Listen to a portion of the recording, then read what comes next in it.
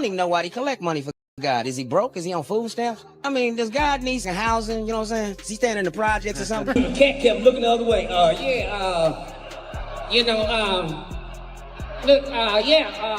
You wanted Bill Cosby. No disrespect to Dr. Cosby and his form of comedy. Go hire Bill Cosby. But you hired me. They say Hollywood shines bright on the red carpet, but once the lights cut off, it turns into a war zone of egos, grudges, and secret beefs. And now Eddie Griffin just threw a firebomb into the chaos. At 57, the comedian is finally spilling names. 7 major stars he flat out can't stand. Ain't he? Talking about that's God's house, like God came to you. Build me a house on 5th and Hill. And you know I only like them stained glass ones. These aren't random nobodies either. They're A-list actors he's worked with, partied with, and gone toe-to-toe with behind the curtain. But the burning question is, why now? Is Eddie chasing revenge, or is he exposing the dirtiest Hollywood secrets that everyone else is too scared to admit? One thing about Eddie Griffin, he never sugarcoats the truth. For decades, he's been the wild card in comedy, refusing to bow down to Hollywood's power games. While most stars kept their mouths shut to protect their paychecks, Eddie was out here calling out the machine, the gatekeepers, and even fellow comics he swore traded their soul for a seat at the table. Now at 57, he's not just pulling the curtain back, he's tearing it clean off. And the names he's dropping, some of the heaviest hitters in comedy. Eddie claims Hollywood doesn't reward real talent anymore. It rewards control. He says the industry tried to silence any comic who was too raw, too real, or too political, while pushing safe comedy that wouldn't shake up the system. In his words, Hollywood doesn't just blacklist you, they whitewash you until you're unrecognizable. And when Eddie looks around, he sees comedians who, whether by choice or not, helped shove him out of the spotlight. That's why he's breaking down the 7 actors and comedians he's been at war with for years. And it all starts with his rocky history with Dave Chappelle. On the surface, Eddie praised Chappelle's genius. But under the surface, it's way messier. Back in the early 2000s, Eddie wasn't some small-time comic. He had Undercover Brother, hit stand-up specials, and was tearing up Hollywood and the comedy circuit. Word on the street is Comedy Central was gearing up to hand Eddie Griffin his own groundbreaking series until Dave Chappelle walked in. Suddenly, all the cash, hype, and spotlight were thrown behind Chappelle's show, while Eddie's projects mysteriously got frozen in place. In here lying about how they ain't got their donation. So I put an ATM machine by the front door. I needs my money. Eddie has dropped hints for years that this wasn't some random twist of fate. In interviews, he's slipped in cryptic lines about how Hollywood only lets one black revolutionary shine at a time. To Griffin, the message was loud and clear. The industry crowned Chappelle as their chosen one and pushed him straight into the shadows.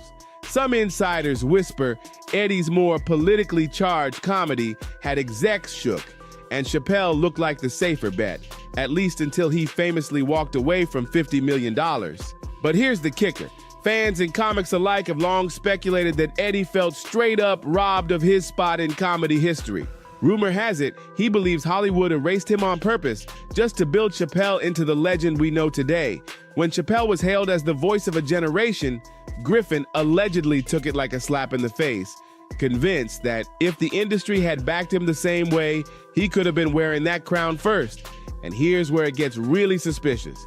Eddie has hinted that the Chappelle versus Hollywood story we all know isn't the full truth. Some say he believes Chappelle's public rebellion got glorified, while his own battles were painted as bitter or angry. Eddie got branded the troublemaker, while Chappelle got called a genius for doing the same exact thing. Even today, debates light up internet forums about whether Eddie Griffin's career was deliberately sidelined to make space for Chappelle. Was it just bad timing, or was Eddie sacrificed so Hollywood could anoint one king of edgy black comedy? That's the shadow rivalry nobody in Hollywood wants to talk about. But Eddie keeps dropping hints like he's daring someone to challenge him. And then there's Chris Rock. Beloved by mainstream audiences, sure, but to Eddie, Rock represents exactly the type of comedian Hollywood eats up, safe, polished, and willing to play into stereotypes if it gets laughs from white crowds. Griffin hasn't been shy. He's openly accused Rock of selling out to stay in Hollywood's good graces. Eddie Griffin has blasted Chris Rock for what he calls shucking and jiving for Hollywood, claiming Rock's comedy often turns black culture into the punchline instead of the power. Look, man, reading is fundamental. Fun to mental. Griffin once even said, Chris Rock made white folks laugh at us, not with us. That line still sparks heated arguments to this day. While many people see Rock as one of the sharpest, most political comedians of his generation, Eddie ain't buying it. To him, Rock is the guy who plays it safe, smart enough to never cross Hollywood's invisible line, the one that can kill your career in an instant. Eddie, on the other hand, built his name on breaking those lines wide open and paying the price every single time. Behind closed doors, the tension only got worse. Insiders claim Eddie resented how Rock was crowned the voice of Black America in Hollywood circles, even though comedians like Griffin, Paul Mooney, and others were pushing boundaries long before Rock's big HBO specials. To Eddie, Rock didn't climb the ladder just on skill. He did it by trimming off the rough edges and serving Hollywood a watered-down version of black comedy they could package, polish, and sell to suburban audiences. And here's where it gets real controversial. Fans of Griffin argue Rock was chosen by the industry precisely because he was less threatening. Rock landed TV shows, talk show spots, blockbuster movie roles, while Eddie's projects were left to die from lack of funding or industry forgetfulness. The pattern looks too clean. Rock gets crowned, Eddie gets sidelined. To this day, Griffin points to Rock's career as a warning that if you want to stay in Hollywood's good graces, you might have to sacrifice your authenticity. This feud runs deeper than personal dislike. It's about two clashing philosophies of comedy. Chris Rock played the game, Eddie Griffin refused, and in Hollywood, only one of those paths leads to glory.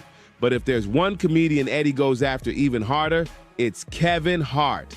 To Eddie, Hart isn't just another comic. He's the poster child for how Hollywood builds its stars. Eddie swears Hart was handpicked as the safe black comedian, while voices like his, louder, sharper, unapologetic, were silenced, blackballed, or buried under bad press. In Eddie's eyes, Kevin Hart is the perfect industry darling.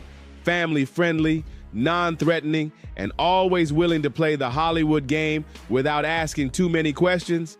Kevin Hart is exactly the kind of comedian corporations drool over. Brandable, marketable, and easy to plaster on billboards. But Eddie Griffin has made it clear, Hart's mainstream success came at a price. Eddie says all the sharp edges, the raw truth, the political bite that defined black comedy for decades got shaved off to make Hart universal. Very competitive, because I got a friend of mine that had a baby around the same time. Like his baby's probably a week and a half older than mine, but we constantly arguing over whose baby's smart. And the tension only gets messier. Eddie has thrown shade at how Hart dominates the box office with blockbuster hits that critics often slam as formulaic and watered down. To Eddie, being funny isn't about stacking ticket sales. It's about speaking truths Hollywood doesn't want aired out.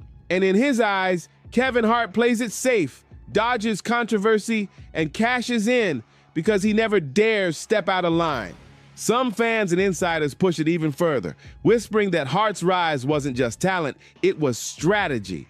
They talk about backroom deals, calculated marketing moves, and even the idea that Hart was propped up to overshadow older, more rebellious comedians like Griffin, Cat Williams, and Monique. So, was Kevin Hart's stardom pure hustle, or was it Hollywood's plan to control the narrative of black comedy? Eddie Griffin definitely leans toward the latter. One thing's for sure, Eddie has no respect for comedians who play it safe just to stay in the spotlight. And in his mind, no one embodies that safe label more than Kevin Hart. But here's the twist. This next feud might shock people. On paper, Eddie Griffin and Cat Williams should have been allies. Both were raw, unapologetically black, and fearless about calling out Hollywood. Both built reputations on comedy that refused to water itself down for mainstream approval. But instead of teaming up, the two became rivals. And the reasons run way deeper than most fans realize. For years, rumors of tension swirled in comedy circles. Eddie would throw slick jabs about Cat's flashy, chaotic lifestyle, while Cat downplayed Griffin's impact whenever peers brought him up.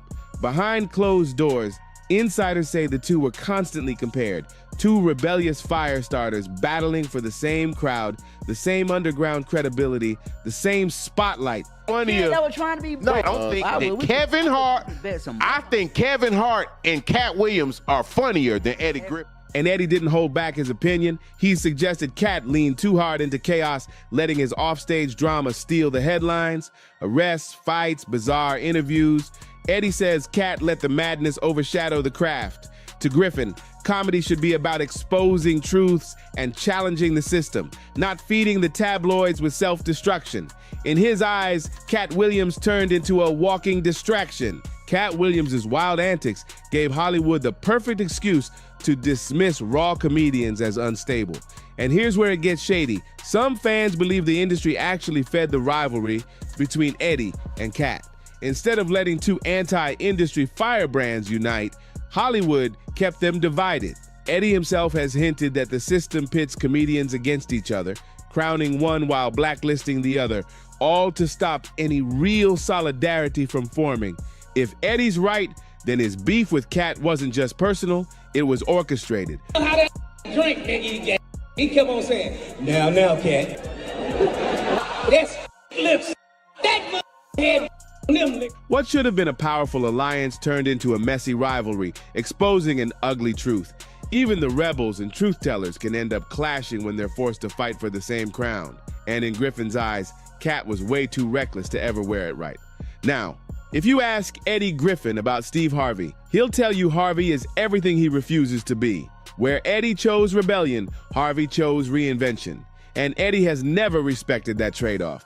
He's accused Harvey of getting way too cozy with Hollywood's gatekeepers, transforming from a gritty stand-up comic into a polished, corporate-friendly brand. To Eddie, Harvey didn't just evolve, he straight up surrendered. Steve Harvey's rise from comedy clubs to daytime TV, game shows, and big-time hosting gigs is usually praised as a success story. But to Griffin, it's the ultimate sellout blueprint. He argues Harvey ditched the raw, unfiltered comedy that made him famous, swapping it out for suits, fake smiles, and safe jokes that keep networks and sponsors happy. Eddie hasn't been quiet about it either. He's aired his views in interviews, throwing shade at Harvey's glossy TV persona. In Griffin's eyes, Harvey stopped being a comedian the second he became Hollywood's spokesperson. Eddie even cracked that Harvey acts more like a politician than a comic, feeding audiences what they want to hear instead of what they need to hear. They never taught us. When that movie Roots came on, that shocked the out of every black man in this room. And when we just like, what the? And this feud runs deep. Behind the scenes, whispers say Eddie and Harvey never vibed, even back in their Kings of Comedy days. While Bernie Mac and Cedric the Entertainer leaned closer to Eddie's rebellious edge, Harvey always played the businessman of the crew. Insiders say Griffin hated how Harvey cozied up to executives instead of challenging them. And when Harvey's empire exploded into books, talk shows, and mega deals, Eddie took it as proof that Hollywood rewards those who play ball, not those who stay true. The double standard between Steve Harvey and Eddie Griffin runs deep.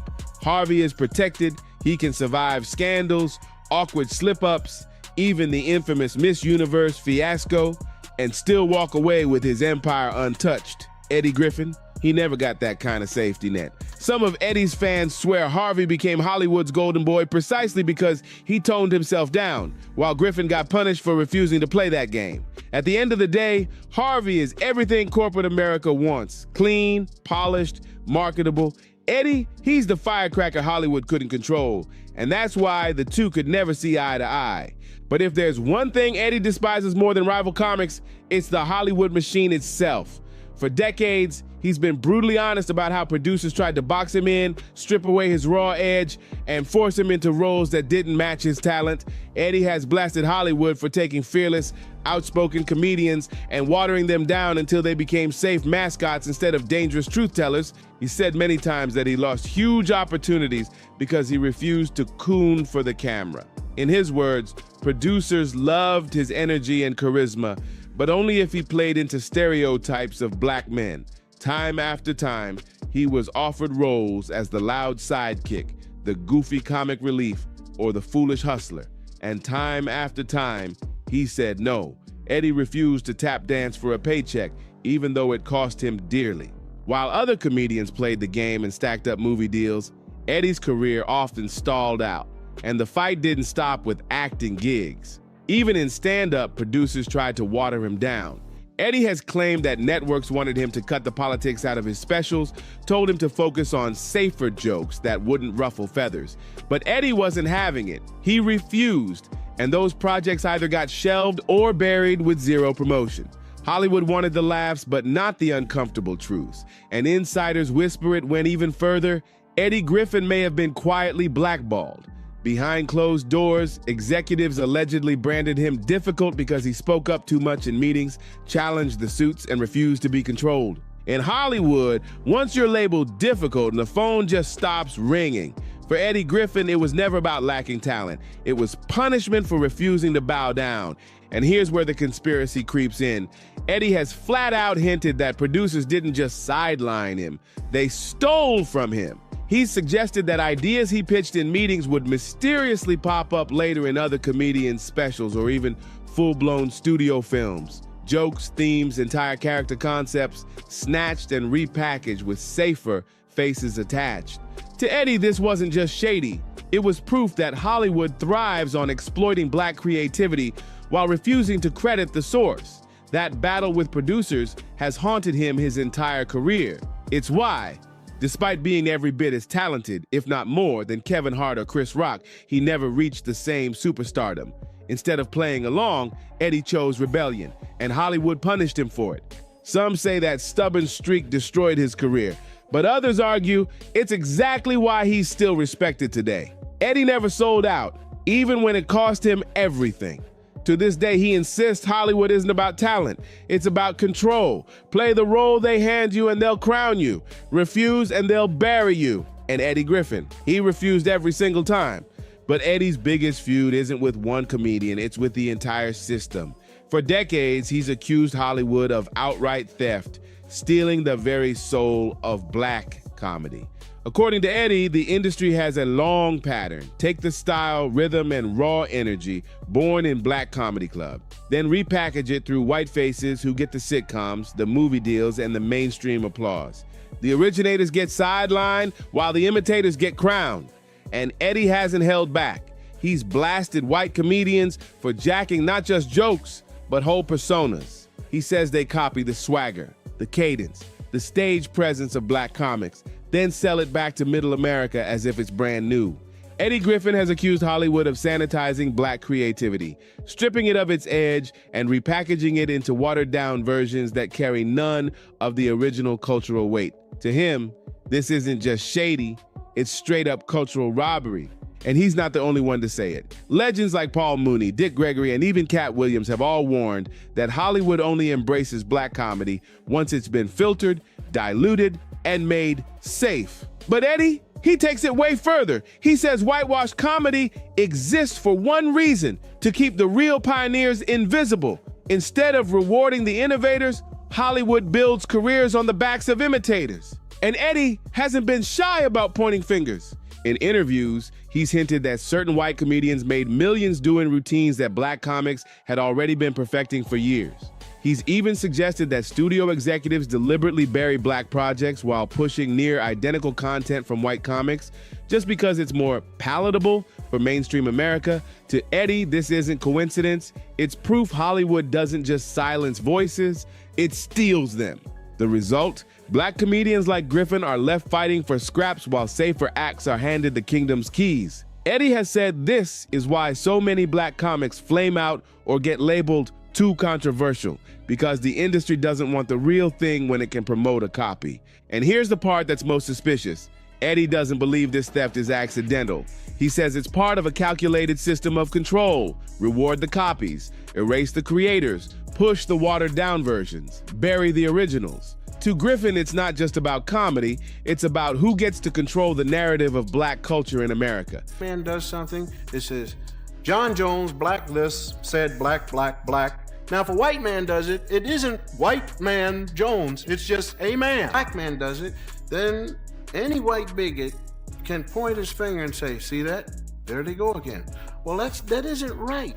So while Eddie Griffin has plenty of beef with individual comedians, this is the feud that cuts the deepest. It's not personal, it's systemic.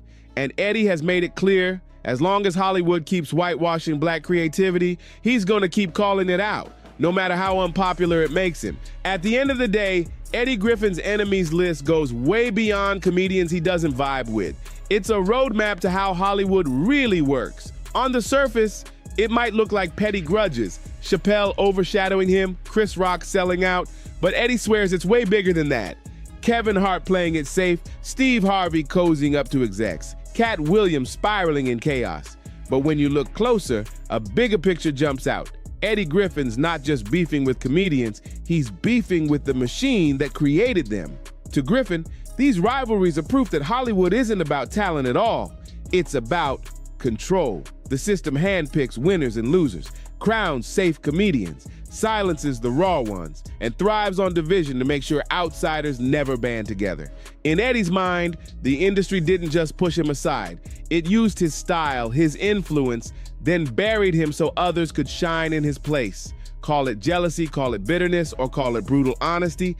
Eddie keeps pointing out how suspicious it is that the loudest, most rebellious voices in comedy rarely make it to the very top. He lived past the end of September, because he is a dead man walking. And that's the real controversy. Maybe Eddie Griffin isn't just venting. Maybe he's telling the ugly truth nobody wants to face. Hollywood doesn't reward authenticity. It rewards obedience. It doesn't protect innovators. It protects brands.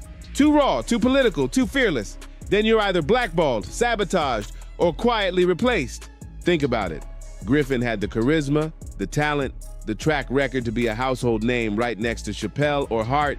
Instead, he became the cautionary tale. Some people say it's his attitude. Others believe Hollywood made sure of it.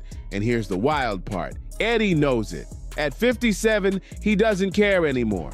He's naming names, ripping the curtain wide open, and confirming what fans have whispered for years. Hollywood is rigged, and he refuses to play along. So the real question isn't who does Eddie Griffin hate? It's this. What does it say about Hollywood that a man this talented, this fearless, and this brutally honest was never allowed to be the megastar he should have been? Maybe Eddie Griffin is bitter. Or maybe he's the last comedian brave enough to tell the truth about an industry built on lies. That's it for today's video. Don't forget to like, subscribe, share, and drop a comment with your thoughts, and I'll see you on the next one.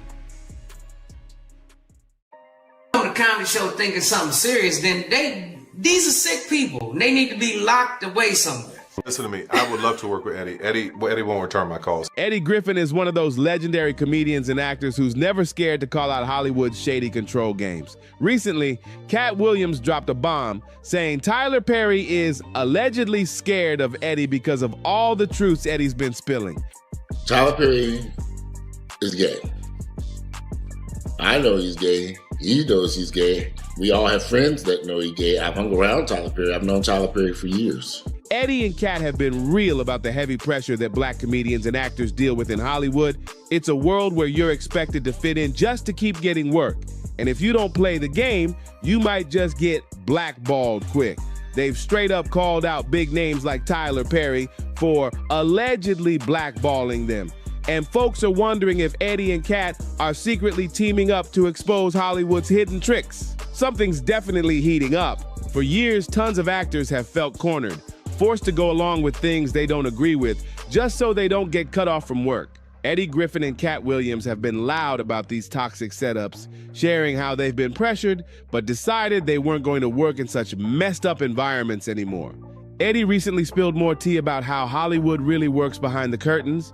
In a raw conversation, he explained how the industry uses audience plants and sneaky mind games on comedians to control the narrative. According to Eddie, Hollywood hides behind comedy and art to push certain messages and shape how people think without them even realizing it. Griffin breaks it down. The line between what's real and what's performance in this industry is seriously blurred. Audience plants, not some wild conspiracy. Eddie says they're real, sitting there on purpose to hype up or shut down the crowd, controlling the vibe and messing with performers without them even seeing it happen. It's like comedians aren't just battling stage jitters, but a sneaky force planted in the crowd to steer the energy in whatever direction they want. But it doesn't stop at comedy clubs. Eddie hinted there's an even darker game in play, saying government agencies like the FBI and CIA might have their eyes on comedians too. According to Eddie, these agencies see comedians as a threat because of how much influence they have with just words and a mic. It sounds crazy, but in Eddie's world, it's a chilling possibility that these jokes could get you watched. Eddie sees the stage, once a spot for pure free speech, as a battlefield now. Every joke and punchline could come with consequences. In the world he describes, paranoia isn't just paranoia, it's a survival tactic. Comedians fear not just upsetting some folks in the audience, but also fear the shadowy forces watching, ready to pounce on anything they say. Comedy, once a place for wild freedom, has turned into a place where comedians are forced to censor themselves just to keep working. Eddie's words hit hard, painting a picture of an industry where creative freedom is under constant threat. But Eddie's message goes even deeper than Hollywood. He calls out society's obsession with money and exposes how the freedom people think they have is just an illusion. He's telling people to open their eyes, to look past the shiny lights and fake smiles of Hollywood and see a system built to control minds and crush real voices. His words are a straight-up call to action. He's telling comedians and the people watching to wake up and see how deep this manipulation runs. According to Eddie, Hollywood isn't the dreamland it sells itself as. It's a stage where unseen hands pull every string, and the laughter and applause might just be part of a perfectly crafted performance meant to keep people asleep. It's a world where the truth is wilder than fiction, and the real clowns just might be the ones running the show. But that's not even the craziest part. What's even more bizarre is how Hollywood keeps putting comedians in dresses, calling it funny, when it's really not funny at all.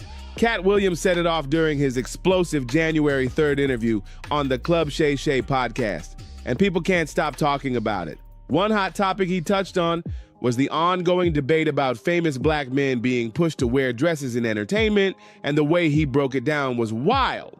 Williams dropped a bomb when he claimed he once added a clause in his contract saying he would only work with Ricky Smiley again if Smiley wore a dress. He wasn't playing when he said that, and it shows just how deep this weird game in Hollywood goes.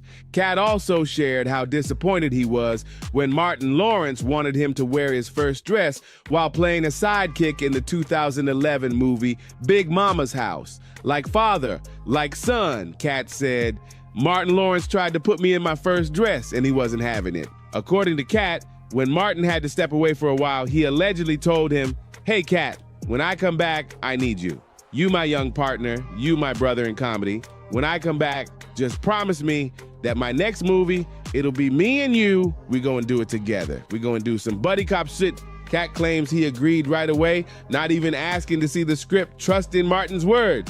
But later, Cat was shocked when he found out what was really going on. "You know, when we get in that office and this fool pull out Big Mama's House, I almost died," Cat said. Cat recalled how wild it was having to read that script in front of all these good white people, while this gay dude wanted him to throw on a dress with him. Cat said he straight up asked everybody, "Why is he in a dress again?" reminding them that Martin already played the old lady FBI agent, so why keep pushing this same act when they could do anything now? Cat claimed Martin Lawrence wasn't feeling his refusal and tried to pressure him into doing it. Martin allegedly told him, "Come on, man, it's just comedy. It's not that serious. It's not like you're really a woman." But Cat wasn't folding. He told him, "No, man, I'm not doing it. I got principles and dignity. I'm not about to disrespect myself or my people." Martin hit back saying, "You're missing out on a big opportunity. You could be a star." But Cat shut that down quick, telling him, "I'm already a star. I don't need to wear a dress to be funny." Instead of bowing down, Cat said he threw out Brandon T. Jackson's name for the role. And that's exactly how Big Mama's House, like father, like son, ended up hitting screens in 2011 with Brandon as the younger comic in the role. Years later, even Brandon has spoken out, sharing his regrets and frustrations about his part in that movie. And guess who's standing 10 toes behind Cat's claims? None other than the bold and outspoken Eddie Griffin. After Kat's explosive interview with Shannon Sharpe on Club Shay shook up Hollywood, Eddie Griffin came through backing Kat's words. The Undercover Brother star didn't just support Kat in private either. He brought it up during his stand-up, keeping the conversation alive. Eddie even joked about Ricky Smiley, one of the entertainers Kat called out on the podcast, showing he's not afraid to poke at the folks Kat exposed. Eddie is making it clear that he's backing Kat's stand and isn't scared to call out the weird pressures in Hollywood. Eddie Griffin and Kat Williams are two of the few comics out here who've never crossed that line of putting on a dress just for laughs. Eddie said, "Me and Kat are the last two that ain't wore a dress." He even joked that let's do the non-wearing a dress tour. That'd still be hot like a MF. And honestly, you can't deny that would sell out quick. In Hollywood, there's definitely a pattern of pushing black men to wear dresses on screen. You see legends like Flip Wilson, Eddie Murphy, Jamie Foxx, Martin Lawrence, and Tyler Perry all stepping into dresses for roles at some point in their careers. Some folks say Perry, like Wilson, Fox, Murphy, and Lawrence, is just an actor and artist who likes to explore every side of himself, even the feminine side, and sees it as another role to embody. But a lot of people worry that all these images of black men in dresses are really just Hollywood's way of making money while chipping away at black masculinity. Kat Williams and Eddie Griffin have both called this out, saying black men already face heavy challenges in the community, and Hollywood might be making it worse. Many fans stand with Kat, feeling like anything that shows vulnerability or femininity is seen as a threat to the strong image of black manhood. But it looks like Perry and Lawrence don't see it that way, and they're not bothered about putting on a dress for a role. Meanwhile, the image of black people in the community keeps getting watered down in the media day by day. A lot of what's shown is just for views and money, with no care for how it affects people in real life. One director who's been right in the middle of these conversations is Tyler Perry, who's been under the spotlight for years because of this. Fans argue that the man who made Madea famous could have been of any race. But the fact that it's often black men playing these roles makes people question what Hollywood's real intentions are behind these portrayals. What's really concerning about Tyler Perry is how he's made stacks of money off the support of black audiences, but the quality of his productions doesn't always match up with the love he gets from his people. What's even more disappointing is that there doesn't seem to be a strong push from his audience for him to level up and give them the high-quality content they deserve. Comedians like Kat Williams and Eddie Griffin have been calling this out, pushing folks to open their eyes to what's really going on in Hollywood and to demand better. They want people to look past the flashy lights and see the bigger picture. And let's be real, it's not even about wearing dresses for laughs anymore, because that's not what the audience is craving. You know what's really interesting though? Despite being major heavyweights in Hollywood, Eddie Murphy and Tyler Perry have never really linked up on a project, and it's not just them. It's like there's a pattern with powerful black creators avoiding teaming up. It almost feels like they're worried that joining forces might mess with the individual success each of them has built. It's a shame, because imagine the heat they could drop if they came together. But hey, maybe there's more going on behind the scenes that we don't know about. Fans are out here wondering what's really causing all this fear. Just look at Eddie Murphy, for example. He's been dropping movies back to back with over 50 films in less than 5 years. But here's the twist. Only a small handful of those movies have been directed by black directors. That tells you a lot about how Hollywood moves behind closed doors. Maybe that's part of the reason we haven't seen Eddie Murphy and Tyler Perry team up on a project yet. It's like there's this silent hesitation hanging in the air. And it's not just Eddie and Tyler. It's the same weird vibe that's kept Will Smith and Denzel Washington from dropping multiple films together. The way Al Pacino and Robert De Niro have been able to do without hesitation, it's like there's this unspoken rule holding these big names back from linking up, and honestly, it's a shame. We're missing out on some legendary collaborations that could shake up the industry. But let's keep it real. It's not just about busy schedules or creative differences when it comes to why Tyler Perry and Eddie Murphy haven't teamed up yet. There's something deeper going on. Right now, the world is waking up to how vulnerable black lives are, with systemic issues still leading to messed up outcomes. With the Black Lives Matter movement gaining momentum, more people are seeing the urgent need for real changes, especially in economic power. And who's really benefiting in these industries? Eddie Murphy has been dropping hints about the unfairness in Hollywood, and it's got people wondering if folks like Tyler Perry are tied into how the system keeps working the same way. It's wild to think that Eddie's only Oscar nomination came from his role in Dreamgirls, directed by Bill Condon, and here's the kicker. Eddie even admitted in interviews that he didn't put in the same level of effort for that role as he does for his comedy projects. It's like Eddie is low-key exposing how twisted the industry can get behind the scenes. But wait, there's more to Hollywood's dark side that people aren't ready to talk about yet. Cat Williams and Eddie Griffin have also been talking about these massive Hollywood parties where one name keeps popping up: Puffy. Actors like Jamie Foxx have mentioned Puffy throwing these extravagant parties, and there have been whispers about what really goes down at these events. Some people claim these parties are surrounded by shady energy, with rumors that people at these parties are interested in younger individuals who are new to Hollywood, looking for a chance. Even Puffy's former bodyguard, Gene Deal, has alleged that Diddy's parties often turn into wild scenes where lines get crossed. It's got people questioning what's really happening in the industry while the cameras are off, and why certain stars stay quiet while others like Cat and Eddie keep speaking up. To make it even messier, there have been allegations floating around about Diddy, claiming he's forced people into questionable acts at these parties. Diddy's name has become the center of jokes about these allegations, and Eddie Griffin didn't hold back, throwing shots at Diddy while taking a playful jab at Suge Knight too. Eddie always knows how to bring a fresh perspective to the biggest drama, and this time, he did it live on stage in front of a hyped crowd. This went down on December 2nd, sparking a wave of chatter all over social media as clips started surfacing. It's not exactly clear which show it was from, but what's clear is that Eddie had the whole room reacting. Eddie kicked off the set apologizing for being late to the stage, saying while he was backstage waiting to go on, he was scrolling the internet and saw something that made him go, "Did he? Did he? Did he? I know he did it. He did it. Take that, take that, take that." He did it. He did it. Did he do it? Did he did it? Did he did it? Did it? That nigga on his way to jail, Suge Knight there. What? Throwing a jab using Puffy's "bad boy for life" catchphrase. Then Eddie fired off, "Bad boy for life, my ah," before adding, "This dude on his way to jail and Suge Knight in there waiting on him." He had the crowd roaring when he added that as soon as Diddy steps inside, Suge would be like, "You tired of your cell dancing all up in your cell? Come on over to death row." The moment Eddie mentioned Diddy's in trouble, the crowd let out laughs and gasps, knowing exactly what was coming next. Eddie didn't hold back, throwing out joke after joke about Diddy and the messy allegations while sprinkling in jabs at Suge Knight too.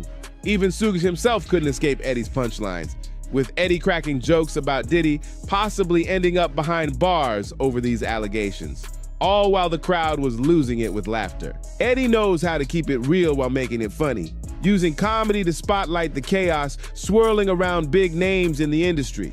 You know, the same allegations Diddy's been denying left and right. Meanwhile, Suge Knight, who's been locked up since that 2015 hit and run that took out his buddy Terry Carter, couldn't help but throw in his own wisecrack about Puffy.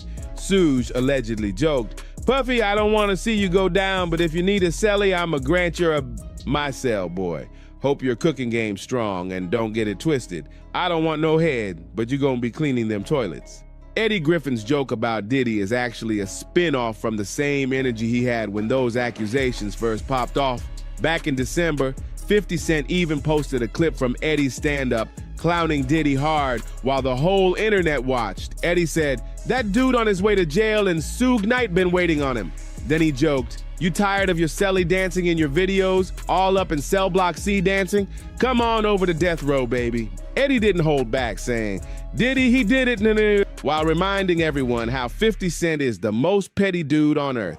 Eddie kept it real, saying 50 be beefing with Diddy every single day, counting down like 5, 4, 3, 2, 1, here come a new charge. And people couldn't stop laughing while the truth was sitting heavy in the room. Guess who else jumped into this Diddy convo? Cat Williams didn't hold back either during his viral January interview with Shannon Sharpe. At one point going on at those events, Cat told Shannon, "I gotta protect my integrity and that virgin hole I was telling you about, cause P. Diddy be wanting to party and you gotta tell him no." He said he was determined to make it in Hollywood without compromising himself, adding that he never wanted to end up in those situations. Cat said, You gotta tell him no, and I did. Letting folks know he's not just talking, he's got the receipts for everything he's saying. Cat made it clear he's not afraid to call out these powerful names while keeping his dignity intact in an industry that tries to test everyone. Guess what? This ain't the first time Eddie Griffin has cracked jokes about Diddy's drama in public. When he was promoting a show in Kansas City, Eddie called into the morning show and spilled the beans again. But this time, he took it even further, claiming he actually saw some gay stuff going down at one of Diddy's parties 20 years ago. But hold up, there's way more to this story. A bunch of actors have been talking about how Tyler Perry has been seen hanging out with Diddy at these parties, with many even showing receipts that Tyler was in the mix too. And here's where it gets even wilder. Some people who've known Tyler Perry from back in the day, like Walter Lee Hampton, have been speaking up. Walter is a well-known YouTube blogger who claims he's an insider in the industry, and he's been saying Tyler has dropped millions just to keep people quiet about the shady stuff happening behind the scenes. Walter didn't hold back, claiming he had a years-long relationship with Tyler Perry. The way Walter tells it, Tyler has been wrestling with who he really is, while trying to keep up with what society expects him to be, hiding his real self for the sake of fame and money. Walter even dropped more tea, saying Tyler basically outed himself when he started dressing up as Medea, using the character to deal with all the hate coming his way, while still keeping certain truths about himself low-key. Walter even threw it on Facebook, writing, "Tyler Perry outed himself years ago. That man was out at the gay clubs dancing on the speakers years before I was. You cannot be in the closet and out dancing at tracks. Give me a break. And you hateful punks got the nerve to be mad. Why? Tyler Perry outed himself." Walter made it clear he's not here to sugarcoat anything, letting everyone know Tyler's been living a double life while playing it safe for the industry. It paints a complicated picture of a man who's dealing with who he truly is while trying to keep up with the Hollywood image and the demands of fame. Years ago, Walter Lee Hampton called out Tyler Perry for supposedly turning his back on the black gay community, a community that was riding with him heavy from the jump. Walter criticized Tyler for not using his success to give back to the folks who had his back early in his career, raising real questions about what responsibilities successful people have toward the communities that helped lift them up. But that's not where the drama ends. Recently, there have been fresh allegations from a young and talented actor, Christian Keys, who has reportedly accused Tyler Perry of inappropriate behavior while they were working together. Now, nothing's been proven, but Christian has shown what he claims is evidence, saying Perry was a mentor and a powerful figure in Hollywood, and that he used that power in questionable ways. Since Christian worked closely with Tyler, fans have been side-eyeing the situation, wondering if the A-list figure Christian has been hinting at is really Tyler Perry. Christian even claimed that this powerful man in Hollywood offered him big money just to get undressed. And one time he was offered $100,000 to take off his clothes. That alone got people talking. And it gets even messier. Another man named Joshua Soul stepped forward with his own allegations against Tyler Perry. Joshua used to work at Tyler Perry Studios and ended up suing Tyler and his boss, Brett Hendricks, claiming he was sexually harassed on the job and then fired when he tried to speak up. But things took a wild turn after that. Joshua got arrested at Tyler Perry Studios for allegedly breaking in, barricading himself inside an office, and demanding to see Tyler Perry face-to-face to settle things. And get this, Tyler Perry clapped back and sued Joshua, claiming the incident caused him emotional distress. But Joshua wasn't about to fold. He fired back with a harassment lawsuit against Tyler Perry, turning the whole situation into a messy legal back and forth that had folks watching closely. Tyler Perry then responded to Joshua's lawsuit by claiming that the relationship between Joshua and Brett Hendricks was consensual, trying to shut down the claims, but the drama kept building. This situation opened up a bigger conversation about the hidden power dynamics in Hollywood and what really goes on behind closed doors when young actors are trying to get a break in the industry. Tyler Perry claimed Joshua wasn't even officially an employee of Tyler Perry Studios and that whatever went down between Joshua and Brett was consensual. Perry also said Joshua got kicked out for reasons that had nothing to do with his harassment complaint, and yep, the legal mess is still ongoing. But here's where it gets interesting. Tyler Perry made a surprising move and decided to drop his lawsuit against Joshua Soul, the one where he accused Joshua of stalking and trespassing back in 2014. This decision came right after a court hearing earlier that week, but don't think it's over, because Joshua's counter lawsuit is still active, with him claiming anxiety, depression, and emotional distress caused by the whole ordeal. Fans couldn't help but wonder, why would Tyler Perry drop his lawsuit if nothing shady actually happened? Especially since there are whispers that Brett Hendricks might have been involved in similar incidents with other actors. This whole situation is making folks question if Joshua was really the only actor who tried to speak up about inappropriate behavior from Hendricks, especially towards straight men trying to work in the industry. And hold up, there's more tea. Actor Tyler Lepley also found himself caught up in the Tyler Perry straight image conversation when he pulled up to Angela Yee's Lip Service podcast. Lepley denied that Tyler Perry is gay, but in doing so, also low-key confirmed Perry's orientation without directly saying it, keeping things murky. On another episode of the podcast, Lepley opened up about the rumors that started flying around about him as soon as he began working with Tyler Perry. He explained how people immediately started questioning his sexuality the minute he landed his first role with Tyler, showing how quickly Hollywood labels get thrown around. Fans believe that since it was early in Lepley's career, he probably wasn't in a position to say no to any requests from Tyler, no matter how uncomfortable it might have been. Lepley said, "I remember when I first started out, I was seeing that here and there, talking about the rumors. For whatever reason, people were associating it with my first show," he added, pointing out how working under Tyler Perry's brand came with whispers he couldn't control.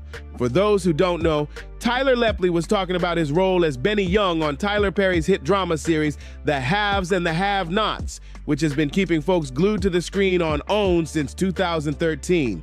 Lepley mentioned that his connection to Tyler Perry, actor, writer, producer, director, and successful studio owner, might have sparked all those rumors about his sexuality. He said, "I came out in a Tyler Perry show, and for whatever reason, he gets a rap like that." Explaining how the rumors started, Lepley added, "I know Tyler Perry personally, and he's not gay. I was around him, and all of a sudden he's rubbing off on me, and people felt like I was gay or something like that." But that wasn't the only time fans started questioning him. Lepley even talked about another moment when he was working on the set of P-Valley, saying, "I had done something while I was on the sets of P-Valley. Maybe I was with Clifford, or I think I was taking a picture with Alphonse, who plays Lil Murda, and people started off with the gay thing again." Lepley kept it real, saying, "I think if you have a space that people can't figure out, they can create a judgment." That's how quick people are to make assumptions in this industry, especially when it comes to Tyler Perry's circle. You see, Tyler Perry has been accused multiple times by different actors in Hollywood of being involved in activities that are unacceptable, with rumors and allegations swirling for years. It's clear that Hollywood's got some serious problems, with powerful big shots allegedly taking advantage of actors trying to get a break. But the good thing is, we've got folks like Eddie Griffin and Cat Williams who aren't scared to speak up. They're calling these elites out loud and clear, shining a light on the shady games happening in the industry. They're standing tall, ready to shake things up and fight for a Hollywood that's fair, real, and safe for everyone trying to make it. That's it for today's video. If you found this eye-opening, smash that like button, hit subscribe so you don't miss the next deep dive, and drop a comment letting us know your thoughts on this Hollywood madness. Share this video with your friends who need to hear the truth, and we'll see you in the next one. If you are ready for the whole Apollo experience, ready to show the world what we do, everybody see yeah! Everybody see yeah! Everybody wants to know, why'd you walk away from $50 million? I wasn't walking away from the money. I was walking away from the circumstances with the newfound plateau. I still remember that boo. I'd never been booed off stage before, but I just remember looking out and seeing like everybody. Oh, who boos a child pursuing his dreams? This is the meanest crowd in the world. The Apollo stage ain't just legendary, it's ruthless. For entertainers coming up in the talent show era, stepping on that stage was like walking into the lion's den, where one wrong move could end your career before it even started. And that's exactly where Dave Chappelle found himself. Not only did he have to face the raw, unfiltered energy of that crowd, but what happened there would open the door to an even darker truth. It's incredibly stressful. Yeah. And I feel like in a lot of instances, I was deliberately being put through stress. One that exposed how comedians were silenced, how careers were crushed, and how the Apollo spotlight sometimes cast more shadows than it did shine. Why is your tour not in New York? We got to put it out since we're in New York. Maybe they could do something about it. What's that? We got banned from the Apollo. Dave's grind was never smooth sailing. From the jump, he knew comedy was his calling, but breaking through the door wasn't easy. After struggling to get noticed, he packed his bags and hit New York City, hoping the chaos, the speed, and the endless hustle of the city would force his career to take off. His first big break came with Star Search. He didn't win, but instead of crying over it, he and his crew went for something bigger, the legendary Apollo. Now, if you know the Apollo, you know the crowd there doesn't play. That stage has made legends, but it's also chewed up and spit out plenty of hopefuls. And for young Dave, this was the night it all went down. His very first time getting booed off stage in front of everybody. I still remember that boo. I'd never been booed off stage before, but I just remember looking out and seeing like everybody booing. For most performers, that's the nightmare that makes them quit forever.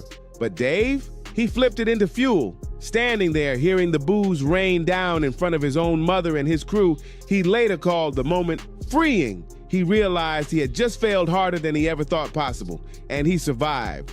From that night on, he knew nothing could scare him again. It was the birth of fearlessness. That night was liberating because I failed so far beyond my wildest nightmares of failing that it was like, hey, they're all booing. My friends are here watching, my mom. This is not that bad. That fearlessness didn't fade. It took over. Dave stormed through the New York comedy circuit like a man on a mission, hitting every stage he could find. He was grinding day and night, sometimes cracking jokes in city parks just to keep his edge sharp. Weekends were packed with gigs and weeknights meant open mics, especially Mondays at the Boston Comedy Club on West 3rd Street, his go-to spot where he was sharpening his craft with every punchline. By the summer of '94, things were shifting big time. Back in '92, Dave had already landed his shot on Russell Simmons' Def Comedy Jam on HBO, and he tore the house down. That set wasn't just funny. It was explosive, earning him both critical respect and wild love from the crowd. That night changed everything. Suddenly, the kid who once bombed at the Apollo was now a rising star, catching TV producers' attention left and right. Soon, he was everywhere. Late night became his playground, popping up on Politically Incorrect, chopping it up with David Letterman, sparring with Howard Stern, and cracking jokes on Conan O'Brien. Dave was no longer just another comic. He was turning into the face you couldn't miss. The name everybody whispered was next in line to blow. Ladies and gentlemen, please give a nice warm welcome to Dave Chappelle. Dave, come on out. But with fame came the rumors, and some of them were downright shocking. Word on the street was that Dave Chappelle had been banned from the Apollo Theater for life. No official statement ever came out, but the whispers got louder with every year. Some said his comedy was just too raw, too unapologetic, and too unpredictable for the Apollo's management to stomach, but others believed a darker theory. Dave wasn't just telling jokes, he was exposing secrets. See, Chappelle's comedy was never safe, never watered down. He poked at politics, race, and even the shady side of the entertainment business, long before social media made that trendy. He wasn't afraid to call out the hypocrisy, the systemic racism, and the censorship that kept other comics quiet. And that made people in power nervous, real nervous. In New York City, in Washington Square Park, they got these two big trees where they used to hang criminals back in the old days. But they would hang white people and black people on different trees. Like that's gonna hurt our feelings, you know. By 2003, when he unleashed Chappelle's show on Comedy Central, he wasn't just making people laugh. He was holding up a mirror to American culture and cutting it wide open for everyone to see. Dave wasn't just telling jokes on Chappelle's show, he was tearing down walls. He flipped racial stereotypes inside out, roasted politics, and held up a mirror to pop culture in a way no one else dared. On top of that, he gave shine to other black comedians who deserved the spotlight, turning his platform into a stage for the voices Hollywood often ignored. And between the sketches, he dropped live performances from the biggest names in hip-hop and soul, blending music and comedy into something fresh, electric, and too real to ignore. The show didn't just succeed, it exploded. It became a cultural phenomenon that had everybody talking, from college kids to Hollywood execs. Comedy Central's parent company, Viacom, saw the cash cow and rushed in with a massive offer. $55 million to keep the show rolling for 2 more seasons. And it wasn't just about the money. Dave would get a cut of DVD sales and the freedom to chase his own side projects. It looked like he had it all. But then came the shocker no one saw coming. Season 3 was supposed to premiere May 31st, 2005, but just weeks before, Dave was gone. Vanished in the middle of production and hopped a flight straight to South Africa. That's when the rumor mill went wild. Some swore he had a breakdown, others whispered about drugs, and tabloids were screaming headlines about mental health and paranoia. The theories piled up higher every day, and everybody wanted to know what really happened to Dave Chappelle. What got buried in all the noise was that Dave had been dropping hints for a long time. He was warning us, calling out how the industry twists narratives, pressures artists, and silences anyone who refuses to play their game. By early 2006, after months of chaos and half-baked tabloid stories, Dave finally came forward. On February 3rd, he sat down with Oprah Winfrey and told the world his truth. And when Dave spoke, he didn't hold back. He admitted burnout was real. Years of nonstop grind had worn him down, but that was only part of it. The darker reasons went much deeper. Everybody wants to know, why'd you walk away from $50 million? I wasn't walking away from the money. I was walking away from the circumstances with the newfound plateau. Yeah. When Dave sat down with Oprah, he dropped bombshell after bombshell. He revealed that he wasn't just tired, he was losing creative control of the very show he had built from the ground up. The energy on set had shifted, and what once felt exciting now felt toxic, uncomfortable, and straight up suffocating. It's incredibly stressful. Yeah. And I feel like in a lot of instances, I was deliberately being put through stress. Then he peeled back a side of Hollywood most fans never even imagined. Dave claimed there were people around him trying to push medication on him, like they wanted him drugged up or labeled unstable. "I'm not taking this medicine, man," he told Oprah, "because I know these people be trying to control you or maybe discredit you." That wasn't paranoia. It was him connecting the dots. He was starting to see exactly how the industry operates when they want to keep someone in line, or worse, silence them completely. They're trying to convince me I'm insane. They were trying to get me to take psychotic medication. And that wasn't the only time Dave exposed the game.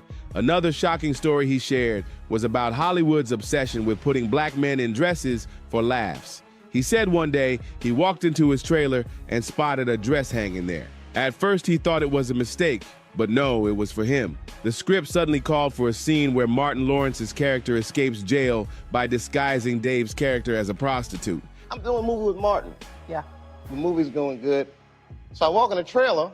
I'm like, man, this must be the wrong trailer because there's a dress in here. So the writer comes in. I think he's the writer. He's like, Dave, listen, we got this hilarious scene where Martin's sneaking out of jail. So he disguises you as a prostitute. Dave immediately shut it down. "Nah, I'm not doing that." It wasn't part of any original conversation, and he wasn't about to let someone sneak it in last minute just to force a cheap laugh. But that's when the pressure started. Writers, directors, producers, they all jumped in, insisting it was hilarious and that he should just roll with it. They pushed him hard, but Dave stood tall. He told them point blank, he didn't need a dress to be funny. Nah, I'm not doing that. I don't feel comfortable with that. That should have been in a discussion. What? You don't feel comfortable with it? I mean, it's a hilarious bit. All the greats have done it. The pushback only got stronger. They kept trying to wear him down, but Dave refused, and finally the team caved. Within minutes, they rewrote the entire scene. No dress needed. That's when Dave had a chilling realization. If they could flip the script that fast, then why were they fighting so hard to force that dress in the first place? The minute it was clear, I was adamant. I'm not wearing a dress. I'm not wearing the dress. All right, fine. Think of something else. Guy comes back 10 minutes later, the whole new scene. Hot damn, how did you write the scene so fast? That's when it hit Dave. This wasn't just about one dress, one scene, or one joke. He realized it was part of a much bigger pattern he'd seen play out time and time again in Hollywood. An unspoken pressure that pushed black men to compromise themselves for laughs, for roles, for a shot at success. And in his eyes, it wasn't random. It was calculated. That moment became a puzzle piece in his understanding of just how deep the industry's control tactics ran. And so, when people whispered about him being banned from the Apollo Theater, suddenly those rumors didn't sound so far-fetched. You had an institution and an industry that didn't seem too comfortable with a man who refused to play along, a man who spoke his truth even when it rattled the system. But here's the twist. No matter how much sabotage or politics came his way, Dave Chappelle didn't just survive, he thrived. He went on to become one of the biggest comedians in the world. And not just popular big, we're talking career milestones that stamped him into comedy history. Take 2016 when Netflix pulled up with a jaw-dropping offer, $20 million per stand-up special.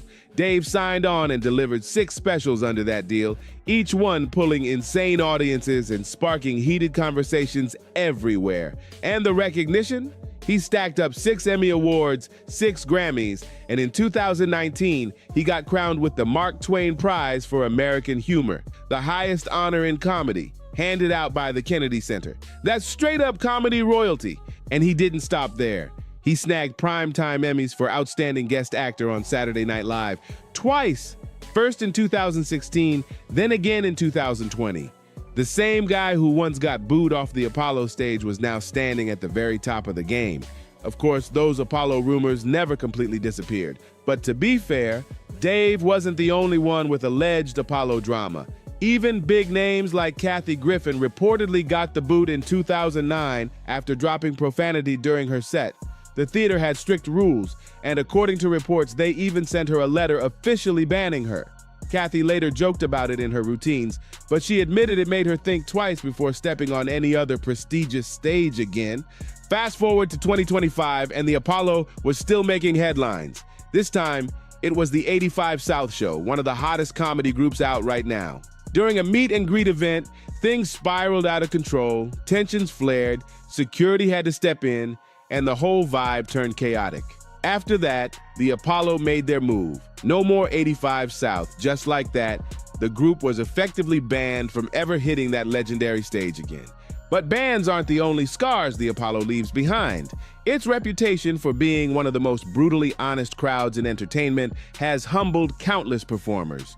Roy Wood Jr., for example, once admitted that he cut his set short on that stage just to dodge the humiliation of being booed off. Sure, he avoided the nightmare in the moment, but afterward, fans roasted him for not standing his ground.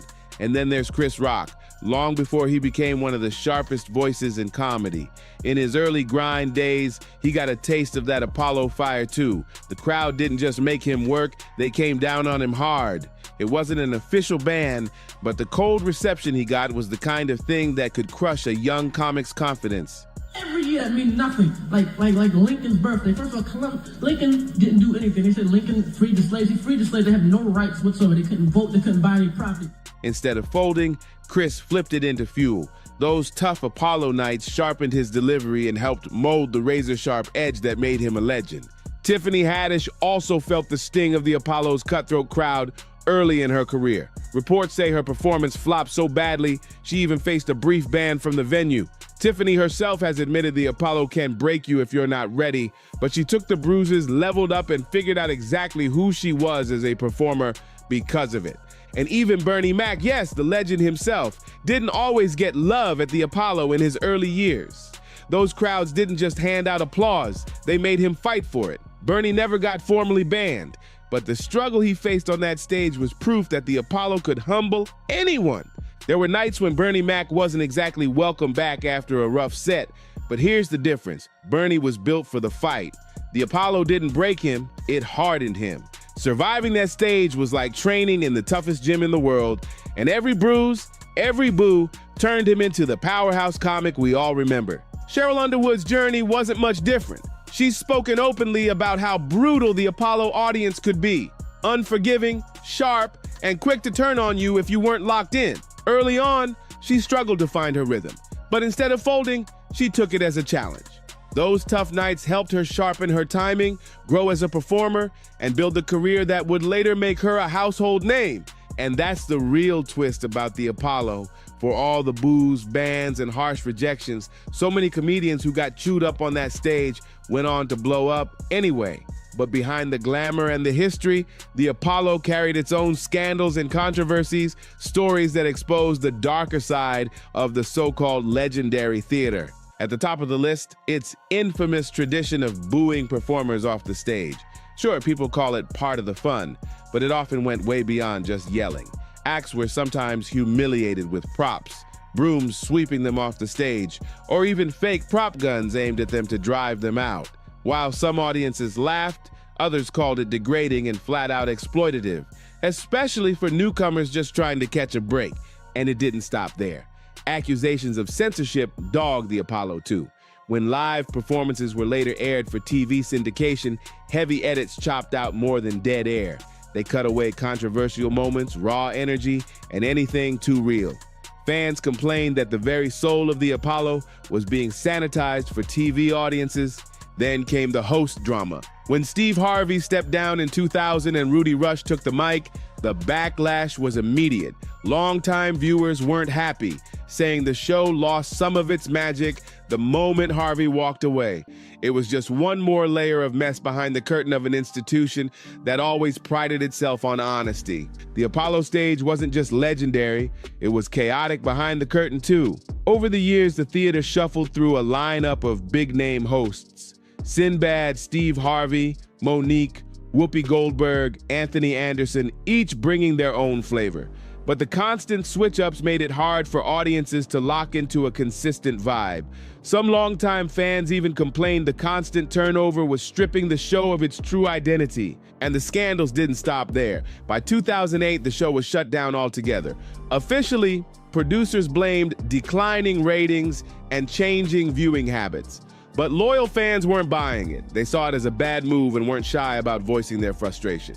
Behind the scenes, whispers grew louder. Reports of financial mismanagement inside the Apollo's operating foundation, with money problems that sometimes dragged down production quality and consistency. It was the kind of mess that only fueled the controversy even more.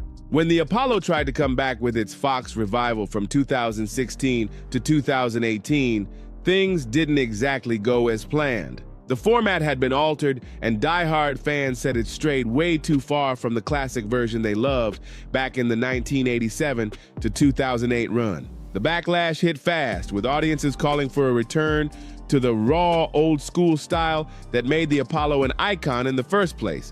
But here's the thing. No matter the bans, boos, money drama, or controversial shakeups, the Apollo Theater still stands as one of the most iconic and feared stages in entertainment history. For every nightmare night, there were also legendary, career-making moments. It's the same stage where countless acts, comedians, singers, and legends in the making earned their stripes and became household names. And that's the story, packed with all the drama and glory the Apollo has to offer. What do you think? Was Dave Chappelle unfairly targeted?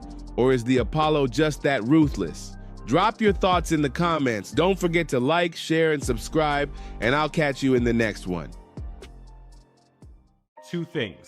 Comedians don't appreciate their jokes being stolen, and Steve Harvey has rubbed several comedians the wrong way.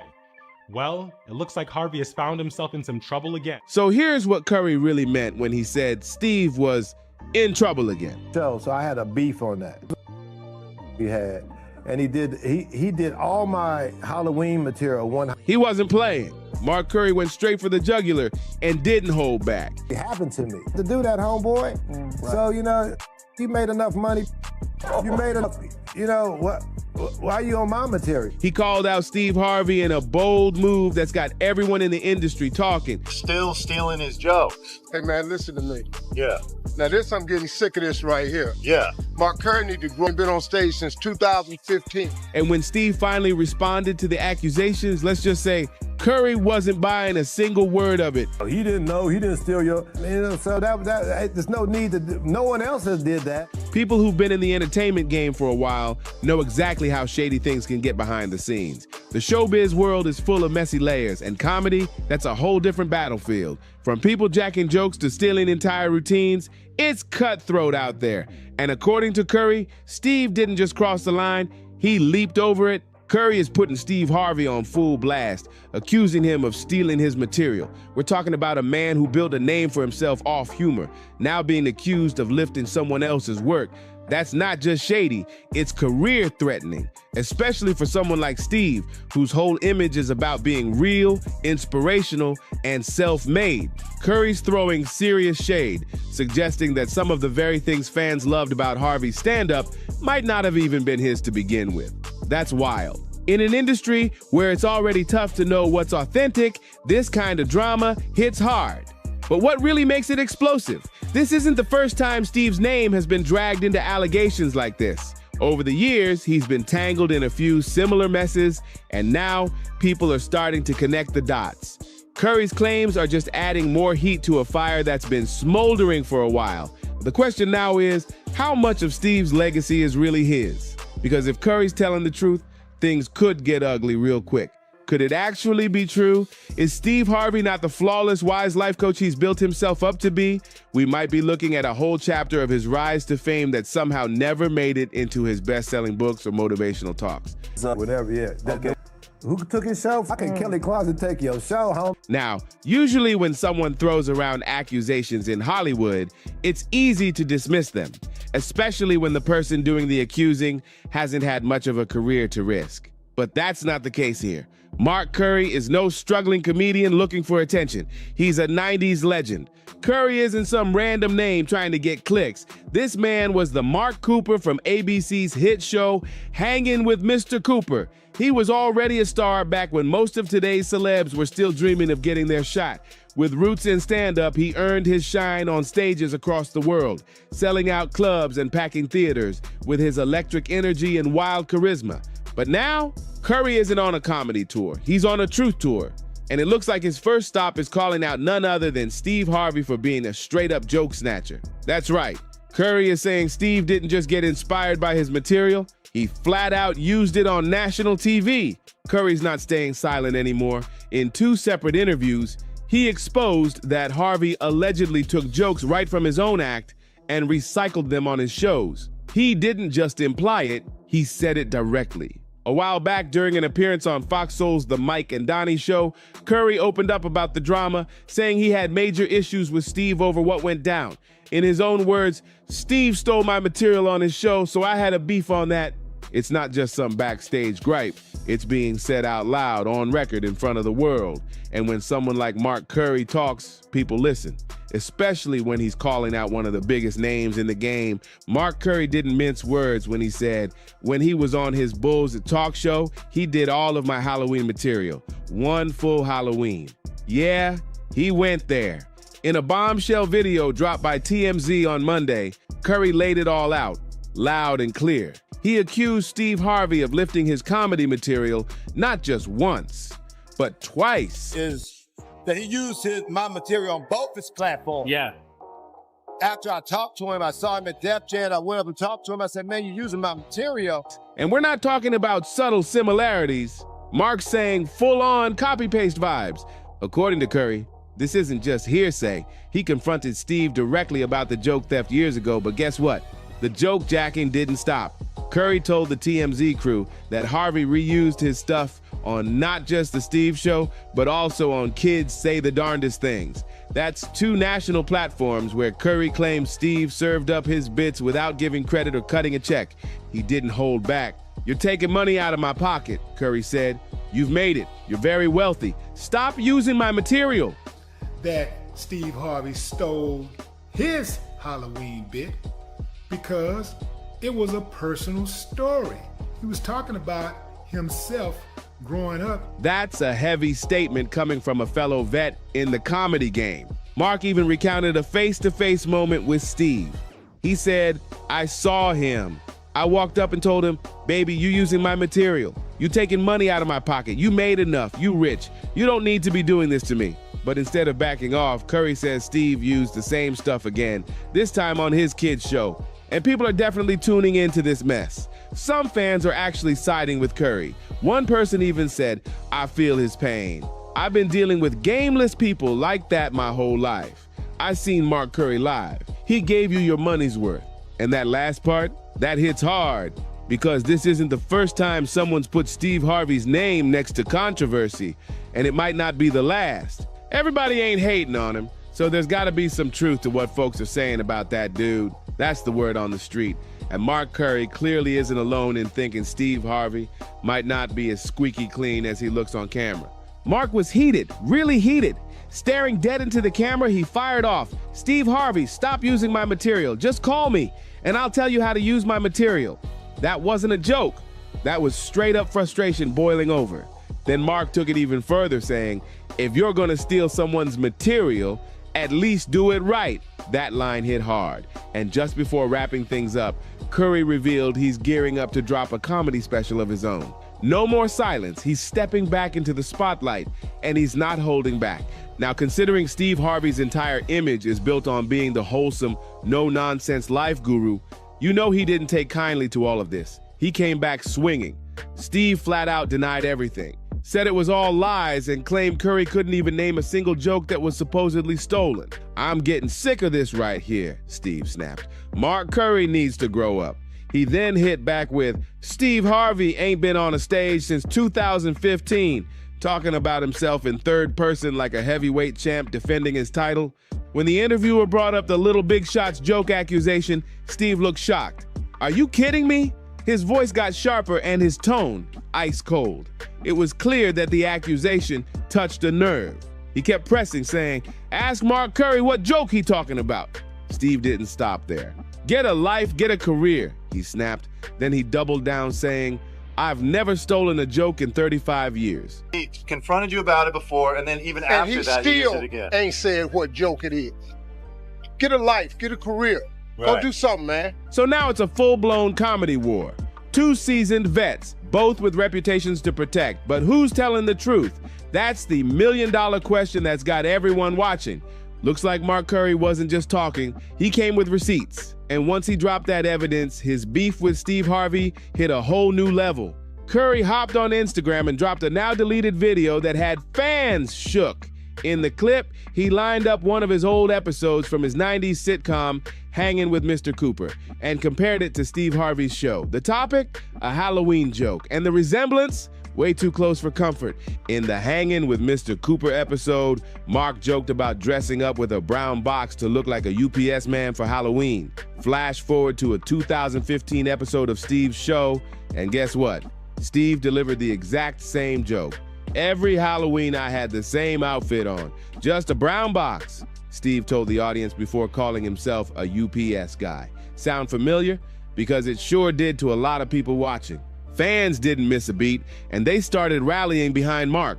One supporter commented, I believe everything Mark said about Steve. Mark Curry was always an original. He is truly a legend. And another added, Mark is not the only comedian that's had problems with Steve Harvey. These complaints go way back, before Steve even had a TV show. So while it might seem like folks are just piling on Steve, it's deeper than that. People genuinely respect Mark Curry, and when he speaks, they listen, especially when he backs it up with side-by-side proof. And the truth is looking a little shaky for Steve right now, because this isn't just one joke, one clip, or one moment. It's the pattern that's got people questioning how much of Steve's comedy is truly his own. And when someone like Curry, who's been in the game for decades, pulls out the archives, that's not just shade, that's straight up exposure. Mark Curry's first step into the TV world came way back in 1980, playing Tim Barker in 6 episodes of the comedy Sounding Brass. But it wasn't until 1992 that he really caught fire, when he landed the lead role as Mark Cooper in the hit family sports sitcom Hanging with Mr. Cooper. That show was a major game changer for him. Hanging with Mr. Cooper ran from 1992 to 1997, clocking in at 101 episodes and earning 2 awards from 9 nominations. It was a huge moment for Mark. especially considering he'd only made small appearances on screen up to that point. But this wasn't just any role. It was a primetime spot, and it delivered big. In its debut season, the show pulled in a massive 14.6 million viewers and even tied in ratings with none other than The Fresh Prince of Bel-Air. That first season helped cement Curry's spot in the pop culture landscape of the 90s. The show did so well early on that ABC moved it to its legendary TGIF lineup, home to some of the most iconic sitcoms of the decade.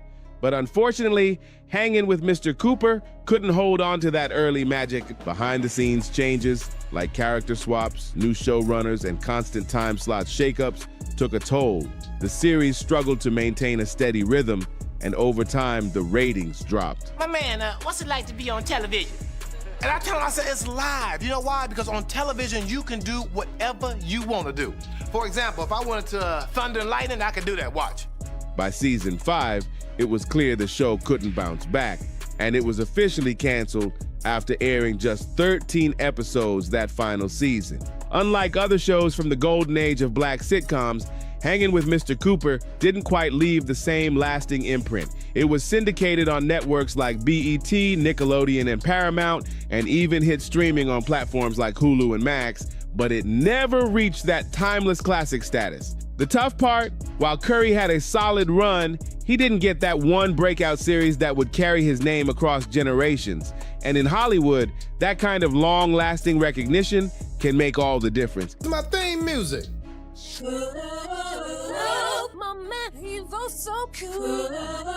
Compared to long-running classics like Full House and Family Matters, which saw their casts make major comebacks with younger generations, Mark Curry's spotlight never got that same second wave. Even though Hanging with Mr. Cooper made him a household name in the 90s, his post-sitcom career never quite hit those same heights. After the show wrapped, Curry popped up here and there.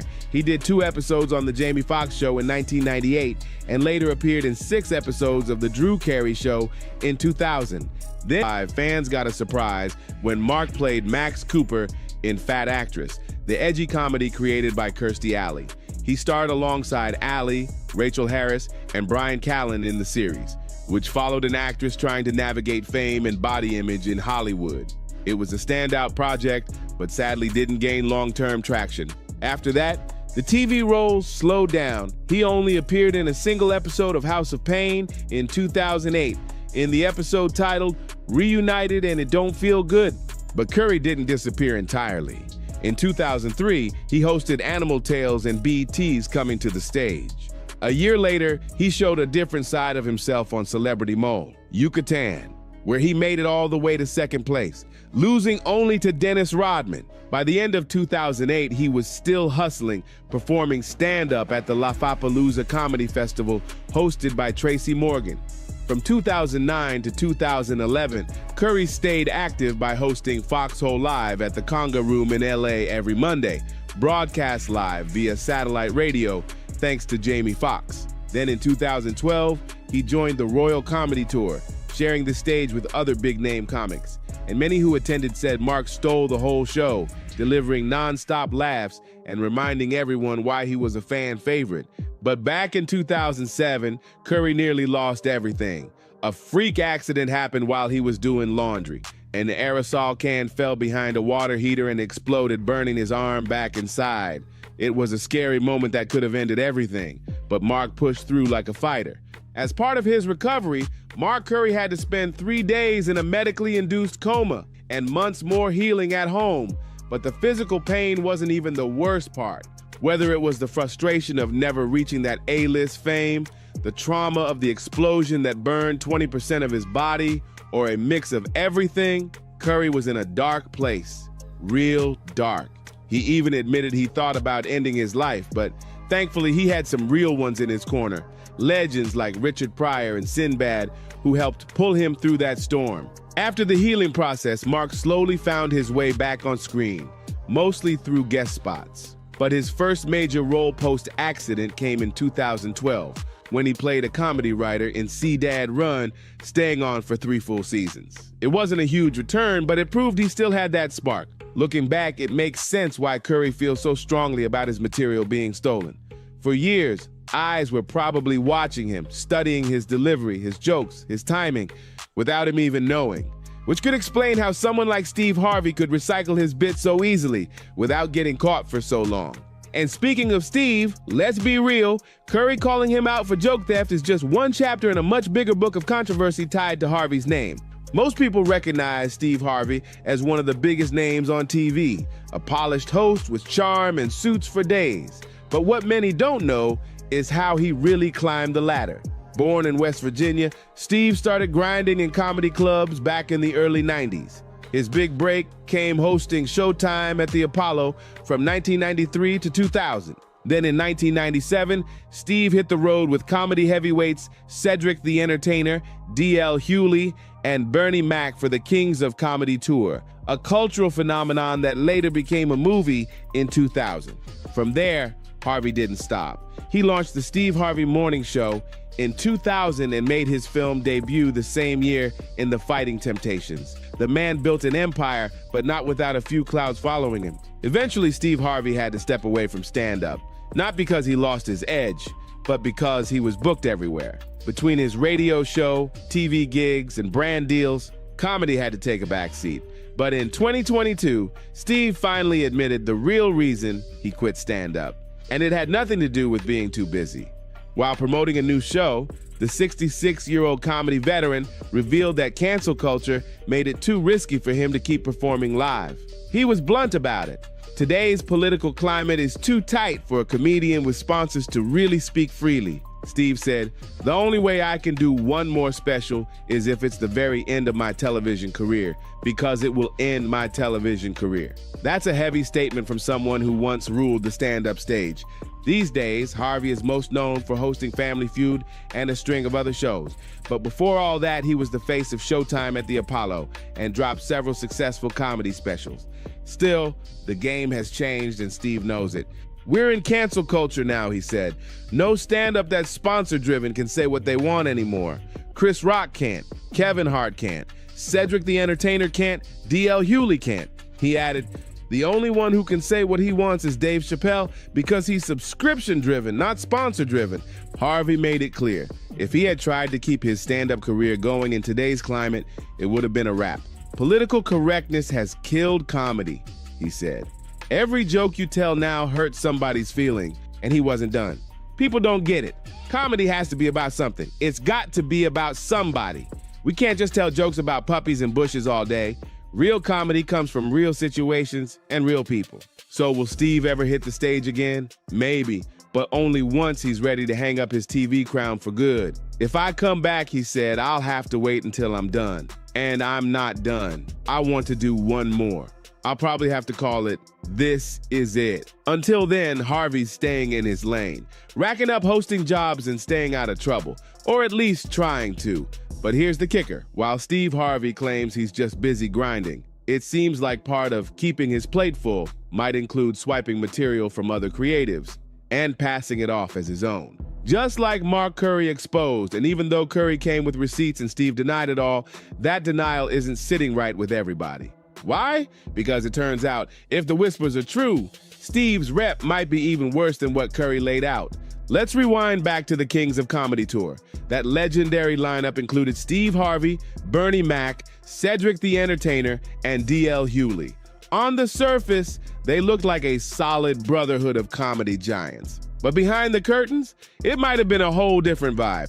Steve was known for his polished suit and tie style of comedy, but also for being the most aggressive comic when it came to roasting audience members. He'd go after people's hair, outfits, jobs, whatever he could grab for laughs. Meanwhile, Bernie Mac had a totally different flavor, raw, sharp, and fearless. His material dove deep, often blending comedy with cold truth, hitting people in the heart and the gut. And apparently, Steve didn't like that. Word on the street is that Harvey may have been low-key jealous of Bernie Mac's impact, and that jealousy brewed into serious tension. According to a recent comment from someone close to the crew, that beef wasn't just rumor, it was real. The internet is lighting up over what seems like confirmed friction between two comedy kings. When Cedric the Entertainer was asked about it, he didn't dance around the question. Yeah, he said they were both alpha males. They just saw it different. You know what I'm saying? He added that despite the clash, they managed to work through it. But you could tell there was more to that story. Back in a 2003 GQ interview, Bernie Mac himself spoke on it. He didn't hold back. He claimed Steve Harvey was jealous of his rising fame and even tried to block him from landing certain movie roles. Sabotage? That's a serious accusation. And it's one that's resurfacing with a vengeance now. So if you thought Curry's claims were wild, this might just be the tip of the iceberg. Sound familiar? Yeah, people are starting to connect the dots, and it looks like the mask might finally be slipping. Folks online haven't been holding back either. One commenter said, "I never liked Steve Harvey. People always pointed out how fake he's been, and how he always had this superiority complex over other black comedians like Bernie and Cedric. Woo, the streets are talking, and it's getting louder by the day. That whole Steve's above the drama image, it might be on its last legs. With all these allegations piling up, from joke stealing to behind-the-scenes beef, it's starting to look like the industry might be catching on to who Steve really is. But what do you think? Is this just another case of haters making noise, or is the truth finally coming to light? Let us know in the comments. Don't forget to like, subscribe, share, and hit that notification bell so you don't miss the next drop. More wild stories and celeb drama coming your way. See you on the next one. The stereotyping, you know, I mean, I've auditioned for you know, I mean, I knew I was never going to win an Oscar for playing right. Sally Field in that last movie. Thank you, Academy. That's what we were going through. We had, casting directors telling us, no, a black man should do this. No, look at me, homeboy. Shanda Kwanda Nikwa, I want my money. Say, I want my money. They didn't want Robert Townsend to shine. They wanted him to play the clown. When he refused to be Hollywood's dancing puppet, they hit him with something that would haunt him for decades. The stereotyping, you know, I mean, I've auditioned for you know, I mean, I knew I was never going to win an Oscar for playing right. Sally Field in that last movie. Thank you, Academy. For years, Townsend was the industry's best-kept secret, a genius filmmaker buried in silence while others got their flowers. Today, people praise Jordan Peele, Ryan Coogler, and Issa Rae as trailblazers. But few realize Robert Townsend was breaking those walls down first. Bill Cosby hired Robert Townsend to shoot Bill Cosby was set to do a TV show on Netflix. I remember that. He reached out to Bill Cosby, I want you to do it. Right. Nobody was Robert Townsend's shoes, nothing. At 68, Townsend is finally speaking his truth. The blacklisting, the erasure, and the heavy price he paid for daring to say no. This is the story Hollywood never wanted to see the light of day. Back in 1984, he had just delivered a commanding performance in A Soldier Story alongside Denzel Washington. For the first time, Townsend thought, this is it. I've made it. But Hollywood had other plans. He walked into an audition full of hope, only to be greeted by a casting director, a middle-aged white woman with hair so stiff it looked bulletproof. She barely glanced at him before saying coldly, "You're here for the 8-ball role." Confused, Townsend looked at the description: street-smart pimp, gold teeth, talks jive, intimidating, but harmless comic relief. His stomach twisted. Months of Shakespeare training, years mastering the craft at Second City, and this is what they saw: a stereotype with no depth, no dignity. That moment wasn't just insulting, it was a warning. Hollywood wasn't ready for his talent, only for his obedience. And Robert Townsend was never built to bow down. And so we were going through it, and rather than go crazy, we said, the Black Acting School was a part of my stand-up when I was, starting out at the Improv. I used to do a whole routine about, going to these auditions. And then Keenan came up with the idea and said, we should do a full-out sketch. And trust me, this wasn't some one-time slip-up. It was the everyday routine. Week after week, Robert Townsend walked into auditions and saw the same thing. Casting calls for characters with names so insulting they sounded like cruel jokes. Midnight, Licorice Boot, Razor, always the same tired roles: thugs, slaves, or the goofy sidekick who existed only to make the white lead look sharper. This was a man who could deliver Hamlet's soliloquy without missing a breath. A man who had studied with the best acting coaches in New York. a man who had crushed improv stages until crowds were on their feet cheering. But none of that mattered.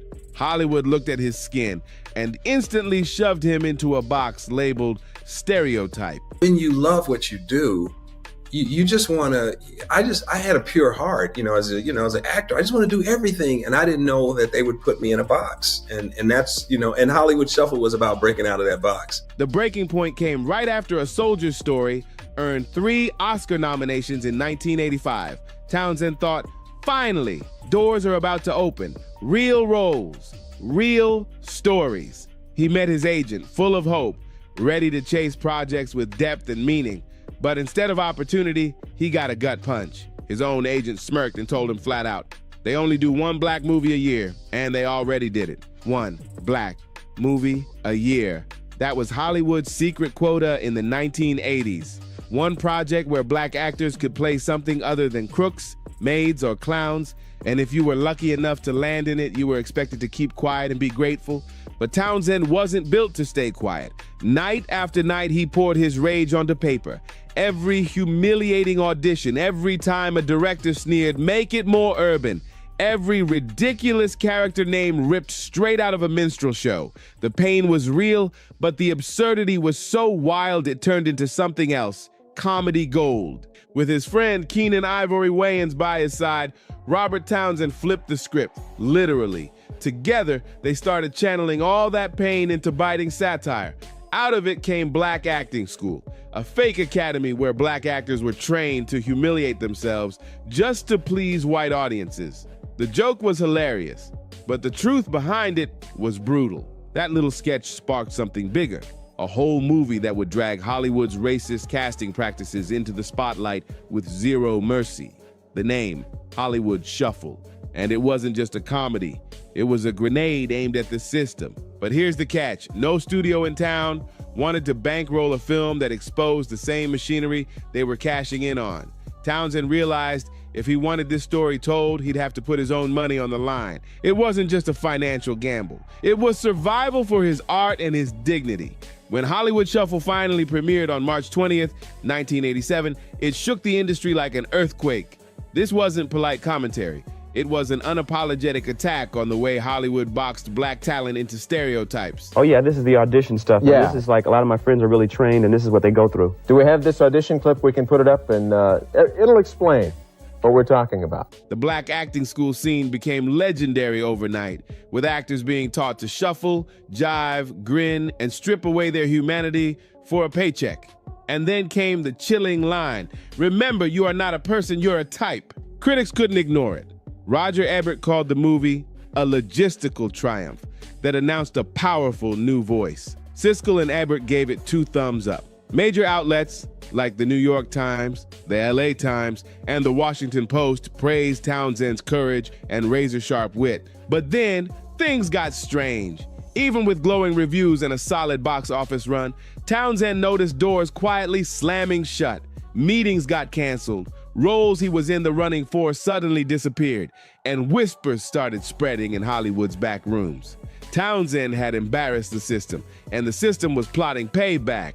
Other filmmakers were landing fat studio deals after their first big hits, but Robert Townsend, he was left hustling, forced to finance his own projects. I used my own money. I used money. I had worked on different movies. I was in A Soldier Story, Streets of Fire. I did TV commercials. I was the Midas Muffler Man. I sold chicken McNuggets. Yeah. And then eventually, I ran out of all my money and I started using credit cards. The message couldn't have been clearer. Hollywood might smile at his talent, but they would never bankroll his rebellion. Yet the impact of Hollywood Shuffle stretched way beyond box offices. The film became required viewing in film schools and media literacy classes across the country. It lit a fire under a whole new generation of black filmmakers, showing them they didn't need permission from gatekeepers. They could build their own lanes. But for Townsend, the price was brutal. He had emptied his life savings to expose an industry that now saw him as a direct threat. And behind the scenes, Hollywood was making sure he'd never stand on that kind of platform again. Even when he got called up by Eddie Murphy, then the biggest star on the planet, to direct his 1987 concert film Raw, it turned into a backhanded opportunity. On paper, It should have been a career-making moment. Instead, it showed just how twisted the system was. Raw smashed records and became the highest-grossing stand-up comedy film of all time. Townsend's direction was flawless, sharp, and groundbreaking. But instead of opening new doors, it boxed him in even tighter. Hollywood was quick to applaud him as a man who could bring someone else's vision to life. But when it came to giving him major resources for his own stories, suddenly the money vanished. That was the trap. Praise him just enough to dodge accusations of racism, but starve him of the power to ever make another Hollywood Shuffle. By all logic, after Hollywood Shuffle and Raw, Townsend should have been Hollywood's golden boy. Instead, he spent 4 long years battling tooth and nail to get his next project greenlit.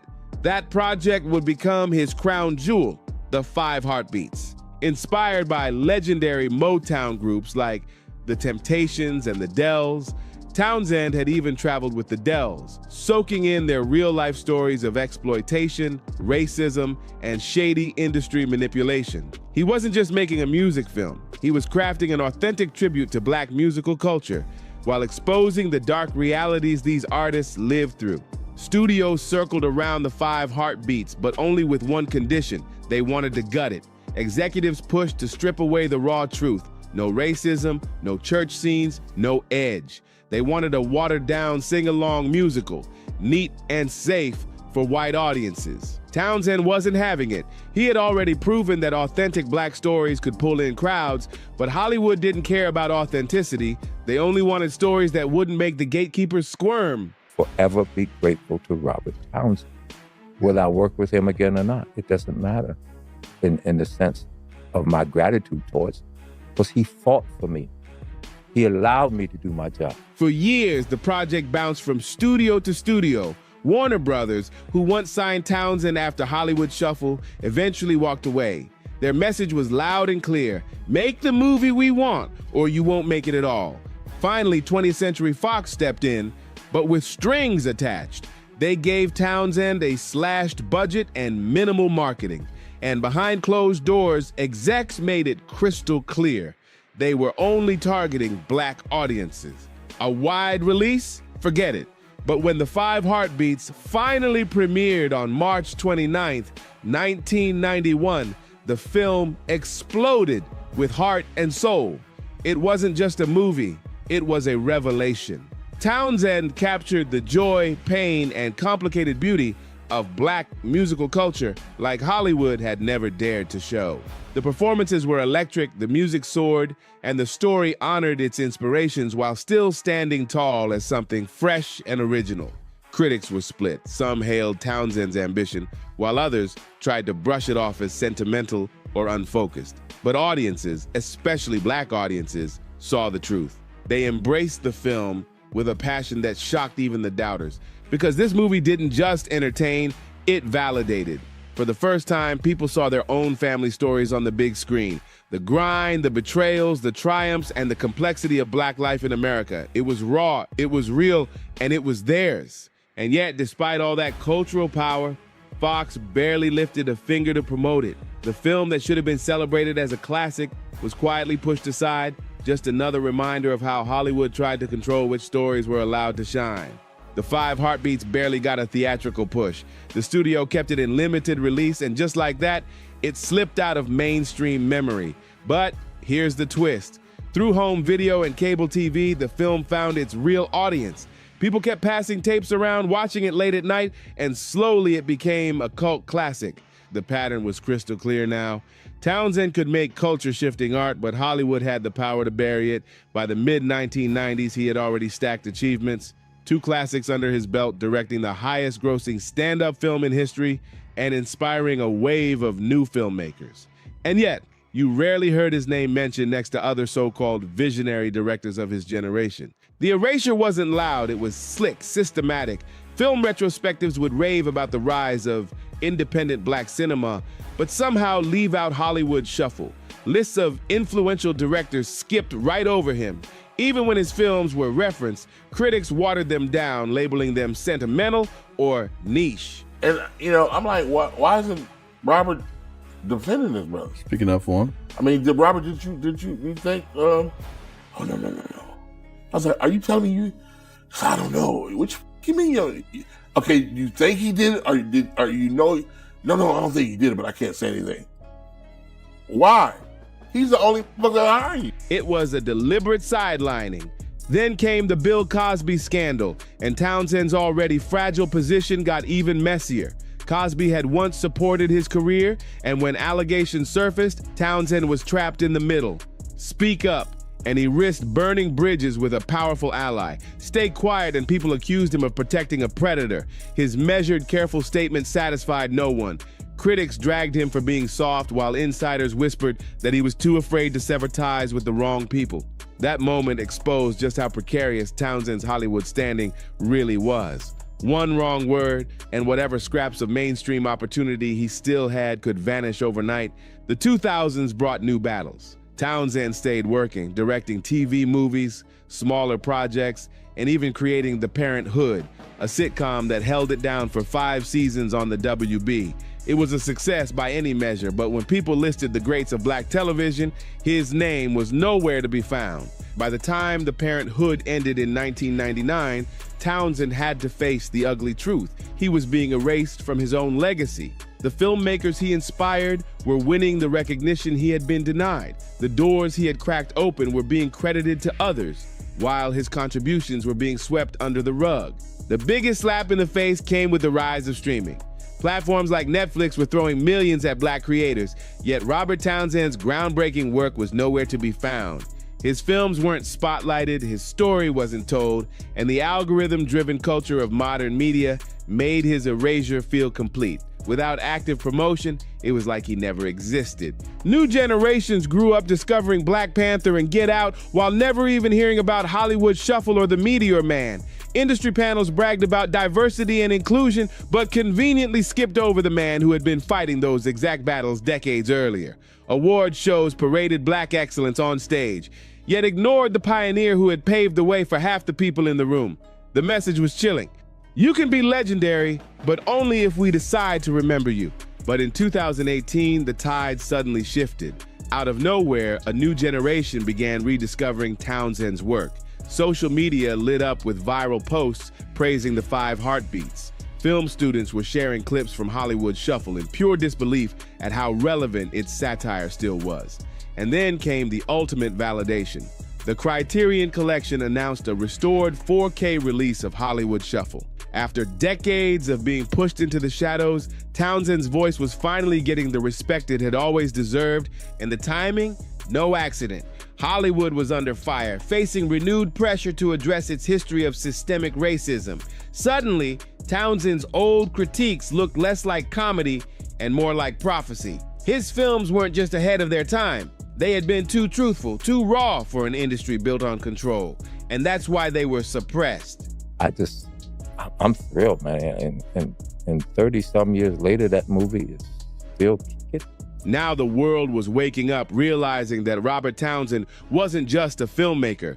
He was a fighter who had risked everything to tell the truth, even when the system tried to silence him. Jordan Peele, Ryan Coogler, and Issa Rae began speaking his name loud in interviews, crediting Robert Townsend as the blueprint. Film schools started teaching Hollywood Shuffle right alongside Spike Lee's She's Gotta Have It as essential black cinema. At last, the narrative was shifting. At 68, Townsend finally got the flowers he had been denied for decades. Lifetime Achievement Awards came rolling in. Film festivals hosted retrospectives of his work. Critics who once ignored him now wrote glowing essays about his overlooked impact on American cinema. But the sweetest part, he never stopped creating. His documentary, Making the 5 Heartbeats, pulled back the curtain, showing the painful fights he had endured just to get the film made. He kept mentoring the next generation through his foundation, teaching at USC, and guiding young filmmakers to own their stories. The man Hollywood tried to erase had survived through sheer persistence, talent, and an unshakable refusal to bow down. His influence lived on in every black director who chose truth over stereotypes, in every project that chose authenticity over Hollywood's safe, sanitized lies. Robert Townsend's greatest victory wasn't a single movie or even an award. It was endurance. Integrity outlasted an entire system that tried to silence him. He had been marginalized, ignored, and written out of history, but he never stopped working, never stopped pushing. And now, with the new generation discovering his films, the full weight of his legacy is finally clear. He didn't just make movies, he created possibilities. He didn't just break barriers, he built bridges for others to cross. The rumors are true. Robert Townsend was deliberately erased from the conversation about influential black filmmakers. But the truth always has a way of coming out. And today, that truth is undeniable. Hollywood tried to bury Robert Townsend and failed. When today's young filmmakers pick up a camera and dare to tell their own stories, they're walking the same road Robert Townsend paved, armed with nothing but credit cards, grit, and an unshakable belief that black stories matter. They tried to silence him. They tried to erase him. They tried to make him vanish from history, but they failed. His legacy isn't just locked inside the films he directed. It's alive in every black filmmaker who refuses to stay trapped in a box. It's alive in every artist who chooses authenticity over Hollywood's fake approval. It's alive in every story that gets told, even when the system does everything it can to shut it down. At 68, Robert Townsend confirmed what so many had whispered for years. Yes, he was blacklisted, marginalized, and deliberately erased from film history. But he also proved something even more powerful, that truth, talent, and persistence can outlast the most systematic oppression. Townsend showed that you can strip a man of recognition, but you can't strip away his impact. And now the world finally knows the truth. So what do you think? Was Robert Townsend deliberately buried by Hollywood, or was it just the system protecting its own interests? Drop your thoughts in the comments, smash that like button, subscribe for more, and don't forget to share this with someone who needs to hear it. Thanks for watching, and I'll catch you on the next one. You see, there's a lot that goes into being a hot social media content provider. Nothing's real. They do weird things in their house, and young men have left their house to get away from them in their mentorship. Yeah, there was a lot of people that undercover wasn't really happy for his success. And I'm just waiting. He had walked such a straight line. Just a few years back, Will Smith was untouchable, a global icon who could do no wrong. But now his reputation is in free fall and fans aren't just walking away. They're flat out done with him. I don't care. I thought I was gonna die. It was a weird. I always say, like, I have a life like Forrest Gump. From headline-grabbing scandals to emotional breakdowns and that unforgettable Oscar slap that still shadows his legacy, Will's carefully polished image has been smashed into pieces. Only a man knows what a man needs. Hollywood whispers say his A-list status might be gone for good, and the industry's starting to treat him like damaged goods. So, what really went down behind the curtain? And why has Will Smith suddenly turned into the actor nobody wants to stand next to? Growing up, Will was one of those larger-than-life stars everyone looked up to. From Men in Black to his family-friendly, upbeat tracks, he built a brand that screamed fun, safe, and positive. But now, the vibe has flipped. Fans who once adored him are calling him out left and right. Some drag him for staying quiet when his wife went public about her affair, while others can't forgive the night he stormed the Oscars stage and smacked Chris Rock on live TV. And then there's his music. What used to be catchy and cool now gets clowned online as corny and out of touch. That I cried so hard and so long that the next day it felt like I did a gym workout. I was in so much pain. Whatever the reason, one thing's clear. The public is no longer buying the Will Smith brand. In the past few years, Will's been hustling hard to save face, posting all over social media, sitting down for interviews, even dropping fresh music. But every move seems to backfire. Take his latest single, for example. After almost 2 decades of silence, he came back with a new track, and the reaction was brutal. It's been a problem ever since I was a little boy, you know. Actually, I think it's gotten worse as I've gotten older. Fans flooded the comments with jokes, the like-to-dislike ratio tanked, and the video itself sparked confusion. Some even joked it felt like a strange coming-out moment instead of a music comeback. The harder he tries to rebuild, The deeper the cracks in his image seemed to get, some people didn't just dislike Will's new song, they dragged it hard.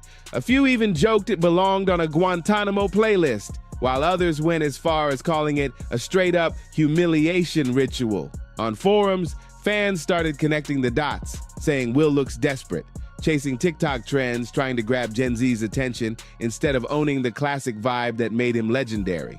Sure, a handful of people defended him, saying he's just experimenting and having fun, but most were begging for a throwback sound, or better yet, a reunion with DJ Jazzy Jeff. It's obvious Will is fighting to keep his name in the spotlight, but the results aren't pretty. And honestly, the cracks started showing long before this comeback track. Everything truly shifted in 2022, the night he stormed the Oscars stage and slapped Chris Rock in front of Hollywood's biggest stars, and millions watching at home. The internet blew up instantly, and people couldn't stop replaying the moment. Uh-oh, Richard. Oh, wow. One viral comment summed it up. Everyone would have forgotten the joke in seconds, but now it's burned into history forever. And if that wasn't enough, what really turned stomachs was what came after. Will sat back down and started yelling across the theater, doubling down while the entire world looked on. That meltdown hit harder than the slap itself. And behind it all, Jada. Chris's joke about her shaved head touched a nerve since she's been open about her alopecia, a condition that causes hair loss. Jada, I love you. G.I. Jane 2, can't wait to see it. All right?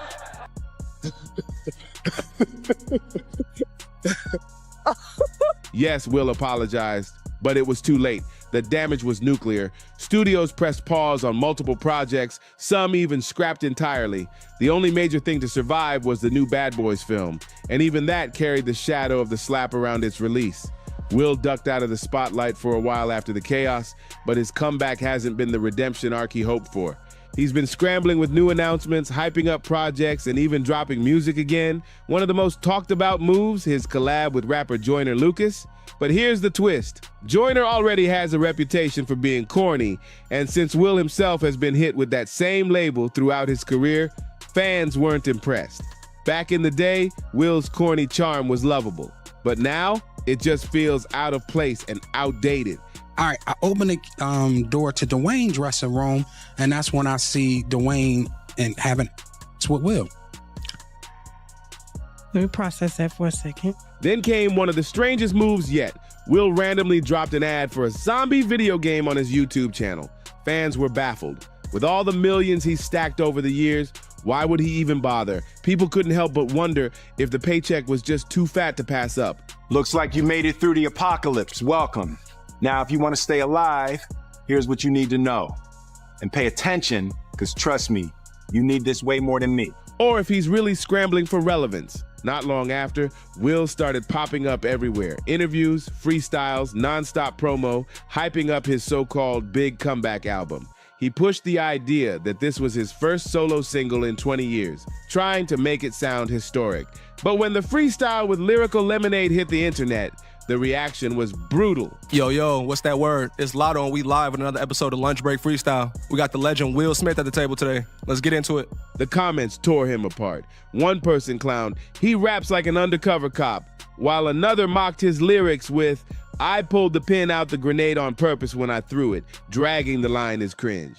Fans just weren't buying the bars. The only positive came from Charlemagne to God, who actually said he liked it, but one cosign wasn't enough to flip the narrative. I can't believe you over there hating on your Philly brother, Chris. Yo, Chris, that was fire! That was fire! Will even admitted in an interview that he'd reached out to Jay-Z and Kendrick Lamar for guidance on the album, hoping some wisdom from hip-hop's heavyweights could steer him in the right direction.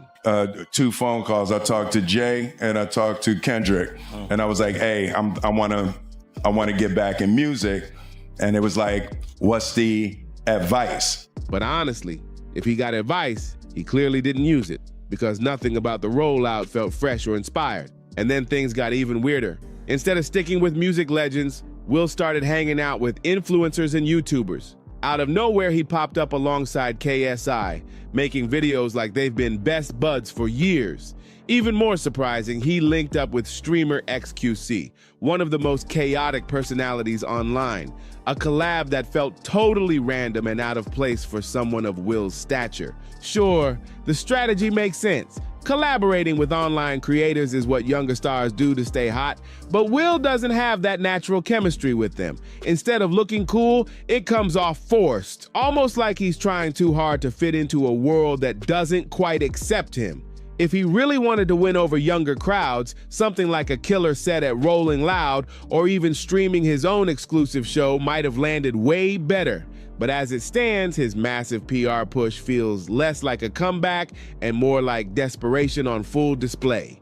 Will has sat down for what feels like dozens of interviews in the past few months, but instead of winning people over, the whole thing feels staged, robotic, and way too polished. And all those interviews circle back to one thing, his latest track, Pretty Girls.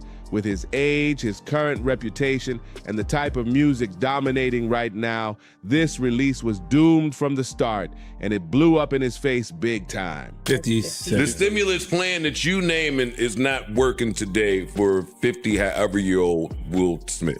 Even before Pretty Girls, Will's recent songs had this defensive edge, almost like he was rapping back at the critics instead of making music from the heart. His March 2025 album, based on a true story, had some heavyweight features.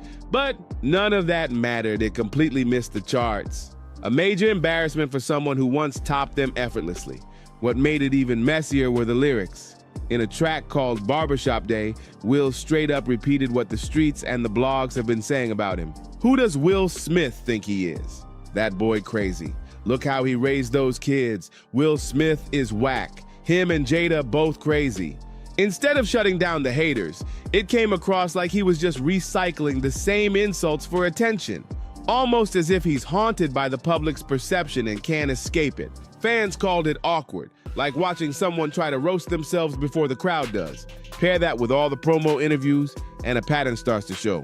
The album's defensive tracks like Interior Barbershop clash hard with his attempt at nostalgia on Pretty Girls, which felt like a throwback to his Fresh Prince charm.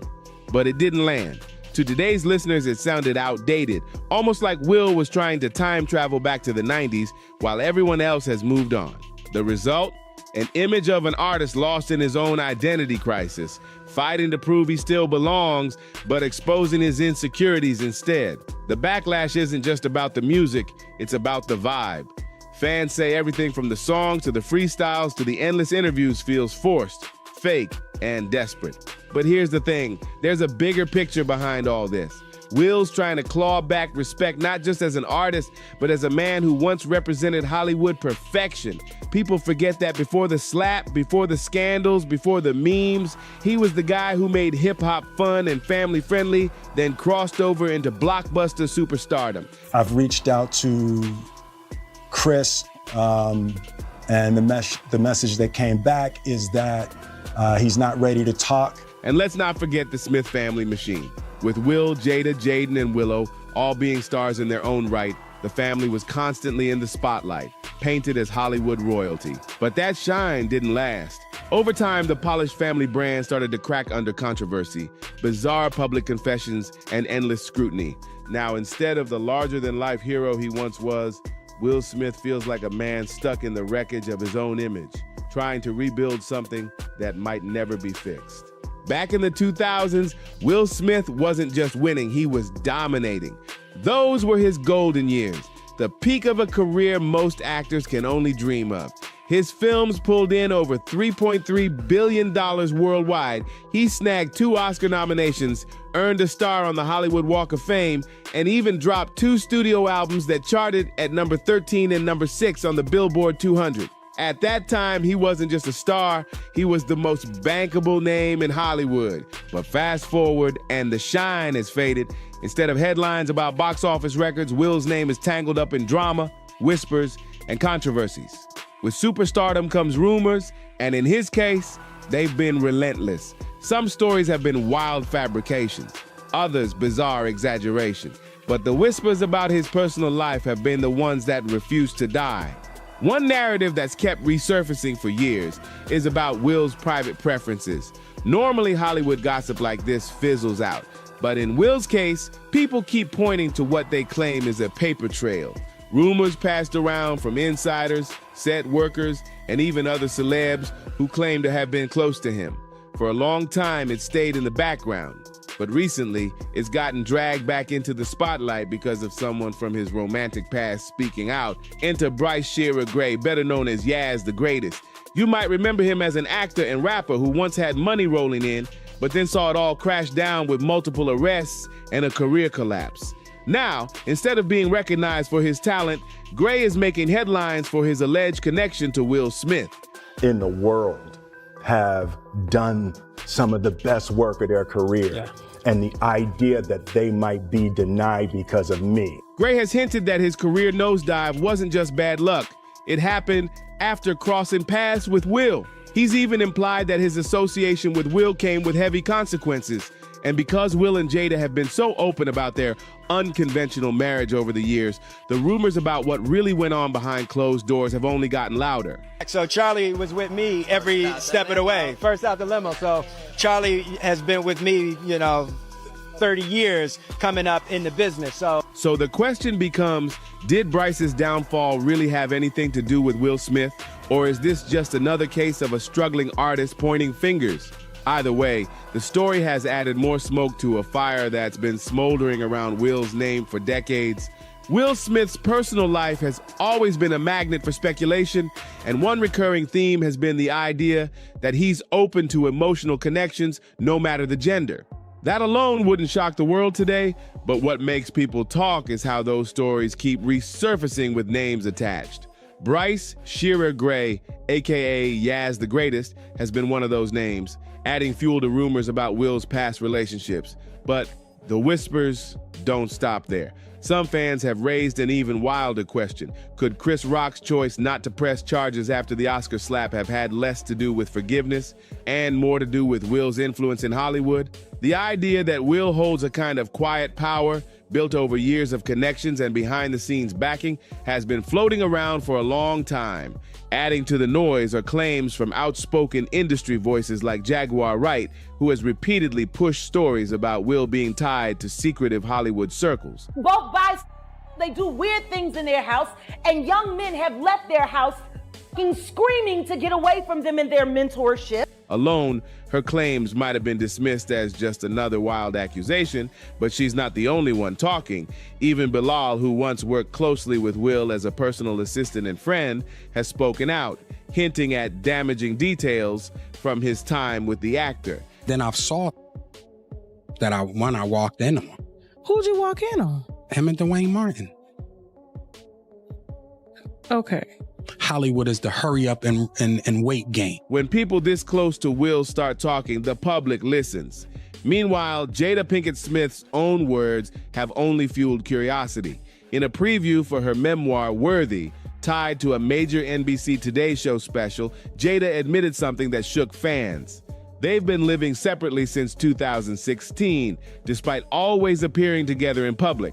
The news sent shockwaves, confirming long-standing rumors that their marriage wasn't as picture-perfect as it seemed. This confession brought everyone back to 2016, when Oscar controversy first surrounded the Smiths. That year, Jada reportedly asked Chris Rock to step down as host because Will hadn't been nominated for Concussion.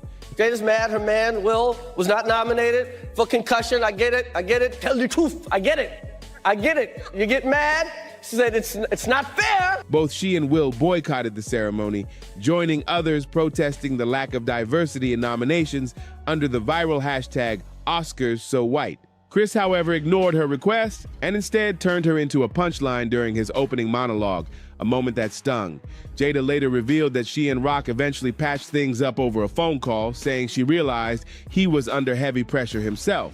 Still, that moment planted the seeds of tension between the Smiths and Chris Rock, a tension that would explode years later in 2022 on live television. Jada later admitted that back in 2016, she hadn't fully considered the pressure Chris Rock might have been under when he cracked that Oscar joke.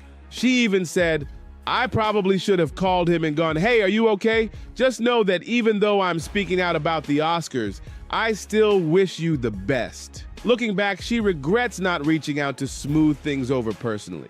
According to Jada, Chris did apologize to her after the 2016 ceremony, and she apologized to him as well, so she thought the hatchet was buried. They hadn't spoken again until 2022, when everything blew up live on stage. After Will slapped Chris, Jada says Rock reached out once more with another apology. This alone set off a storm online. People were stunned that after being humiliated worldwide, Chris still chose to apologize, and they linked it back to the power and influence Will Smith has in Hollywood. One viral comment even said, "If this didn't happen, I wouldn't even care about the Oscars today." For some, the slap wasn't just about personal pride, it was about control, both in the industry and at home. But here's where things got even messier. Right after the 2016 Oscars drama, rumors started flying that Jada and Will were heading for divorce. And then, in a shocking twist, Chris Rock allegedly asked Jada out on a date. She later revealed this, saying she believed everything had been resolved between them, but the timing made people suspicious. Every summer, the media pumped out divorce rumors about Will and Jada, and now, knowing they weren't even living together at the time, the whispers about Jada and Chris having something more only got louder. Jada recently doubled down on the truth in a jaw-dropping interview with Hoda Kotb. She confessed that she and Will haven't actually been living as husband and wife since 2016, separating their lives completely while still putting on a united front in public. 2016, you and Will decided that you were going to live completely separate lives. Yes. It was... This bombshell confirmed what fans had long suspected. Hollywood's power couple wasn't really a couple at all. From the outside, they still played their roles, the red carpets, the interviews, the public appearances.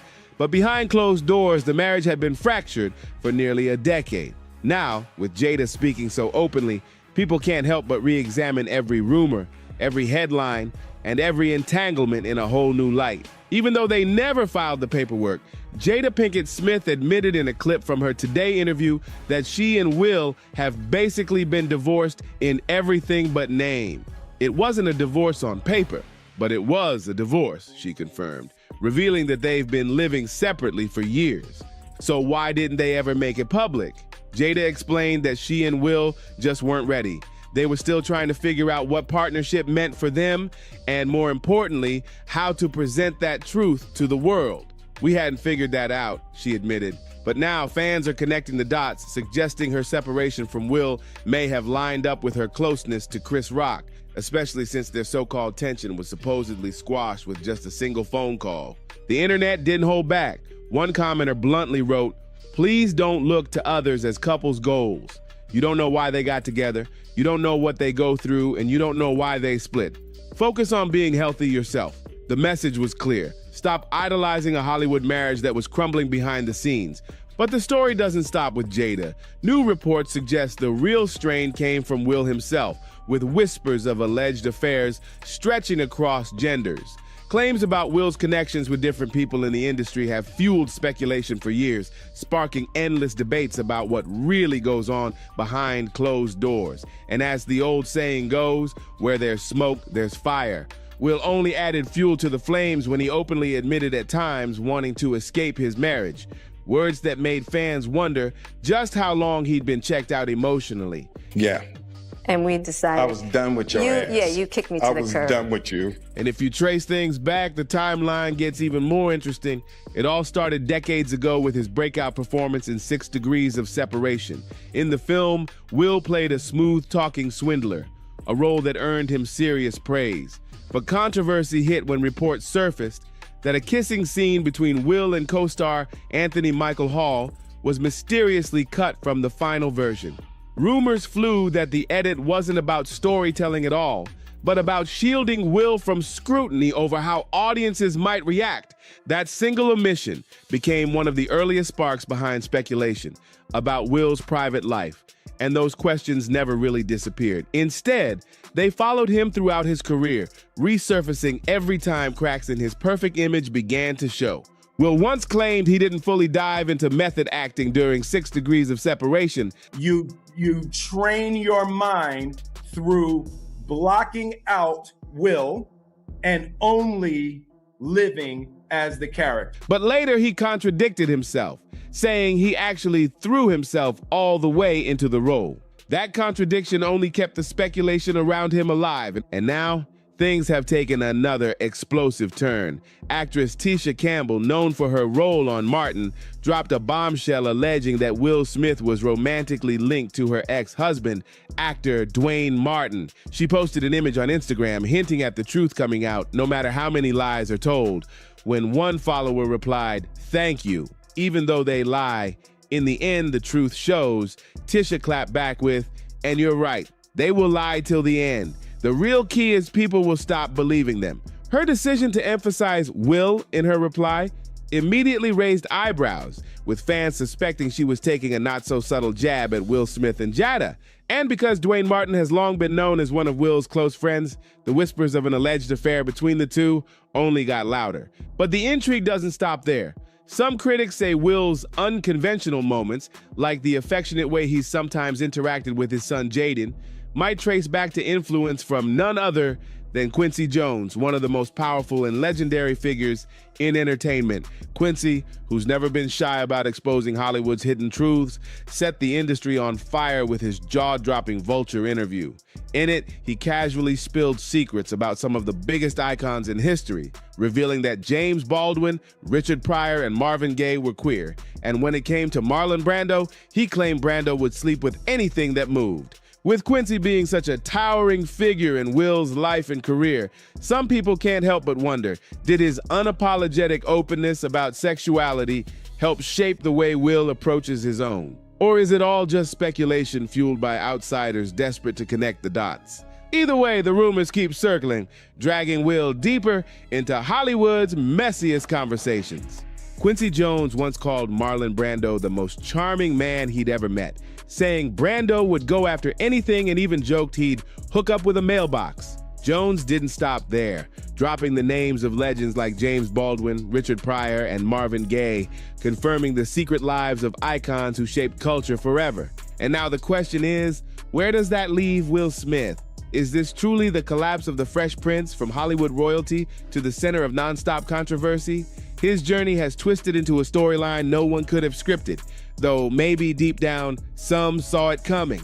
Fans are split right down the middle, movie studios are keeping their distance, and Will's once bulletproof reputation is now full of cracks.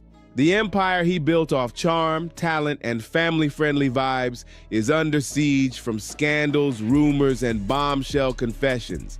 Can he still pull off a comeback? Maybe, but time isn't on his side, and Hollywood never waits around. If redemption doesn't come soon, his reign could officially end, not with grace, but in flames, leaving behind one of the wildest cautionary tales the industry's ever seen. One thing's for sure, this saga is far from over. So don't forget to like, subscribe, share, and drop your thoughts in the comments, and I'll see you in the next one. You know the business is fickle, I hope to do more. All of those were my ride or dies, and those are my best. GOAT relationship advice.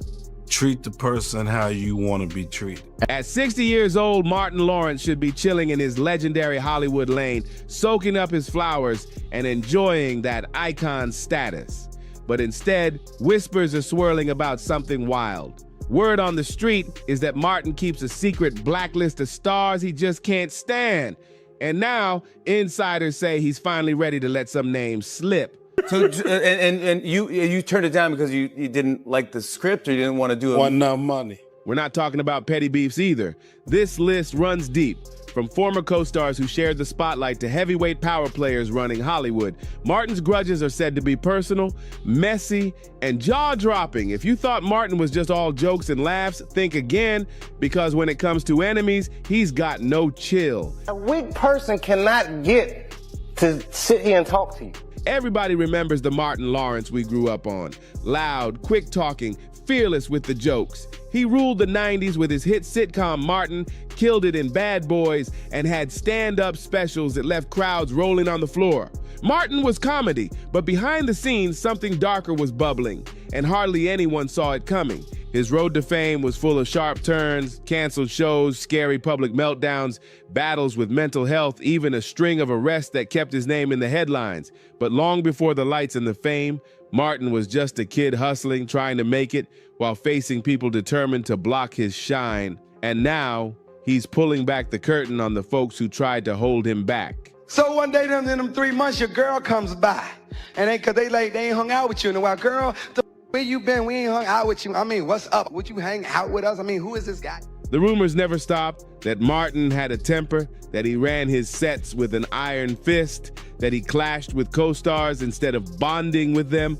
And looking back now, those rumors don't seem so far-fetched. The trail of lawsuits, broken friendships, and messy fallouts paints a whole different picture. And out of all the beefs in Martin Lawrence's career, one feud towers above the rest. The scandalous war with his co-star Tisha Campbell, a battle that nearly derailed his empire at the very peak of his success. When actress Tisha Campbell took her fight to court, Hollywood stopped laughing. She filed a lawsuit against Martin Lawrence, accusing him of repeated escalating harassment, and it got so bad she flat out refused to keep filming with him. The network scrambled to cover the mess, pushing out a few final episodes, but the magic was gone. The cast was split, the vibe was toxic, and word spread fast that Martin was spiraling out of control. You know, at the end of the day, I just feel like it wouldn't be the same. Here's where it gets even messier. Around the same time, Martin was being cut off by Saturday Night Live, his co-star and rumored girlfriend, Tisha Campbell, dropped a bombshell. In 1997, she officially filed a lawsuit, claiming Martin harassed her both on and off set. The details were explosive. Yelling, threatening behavior, violent outbursts, and even inappropriate touching during bedroom scenes that made her deeply uncomfortable.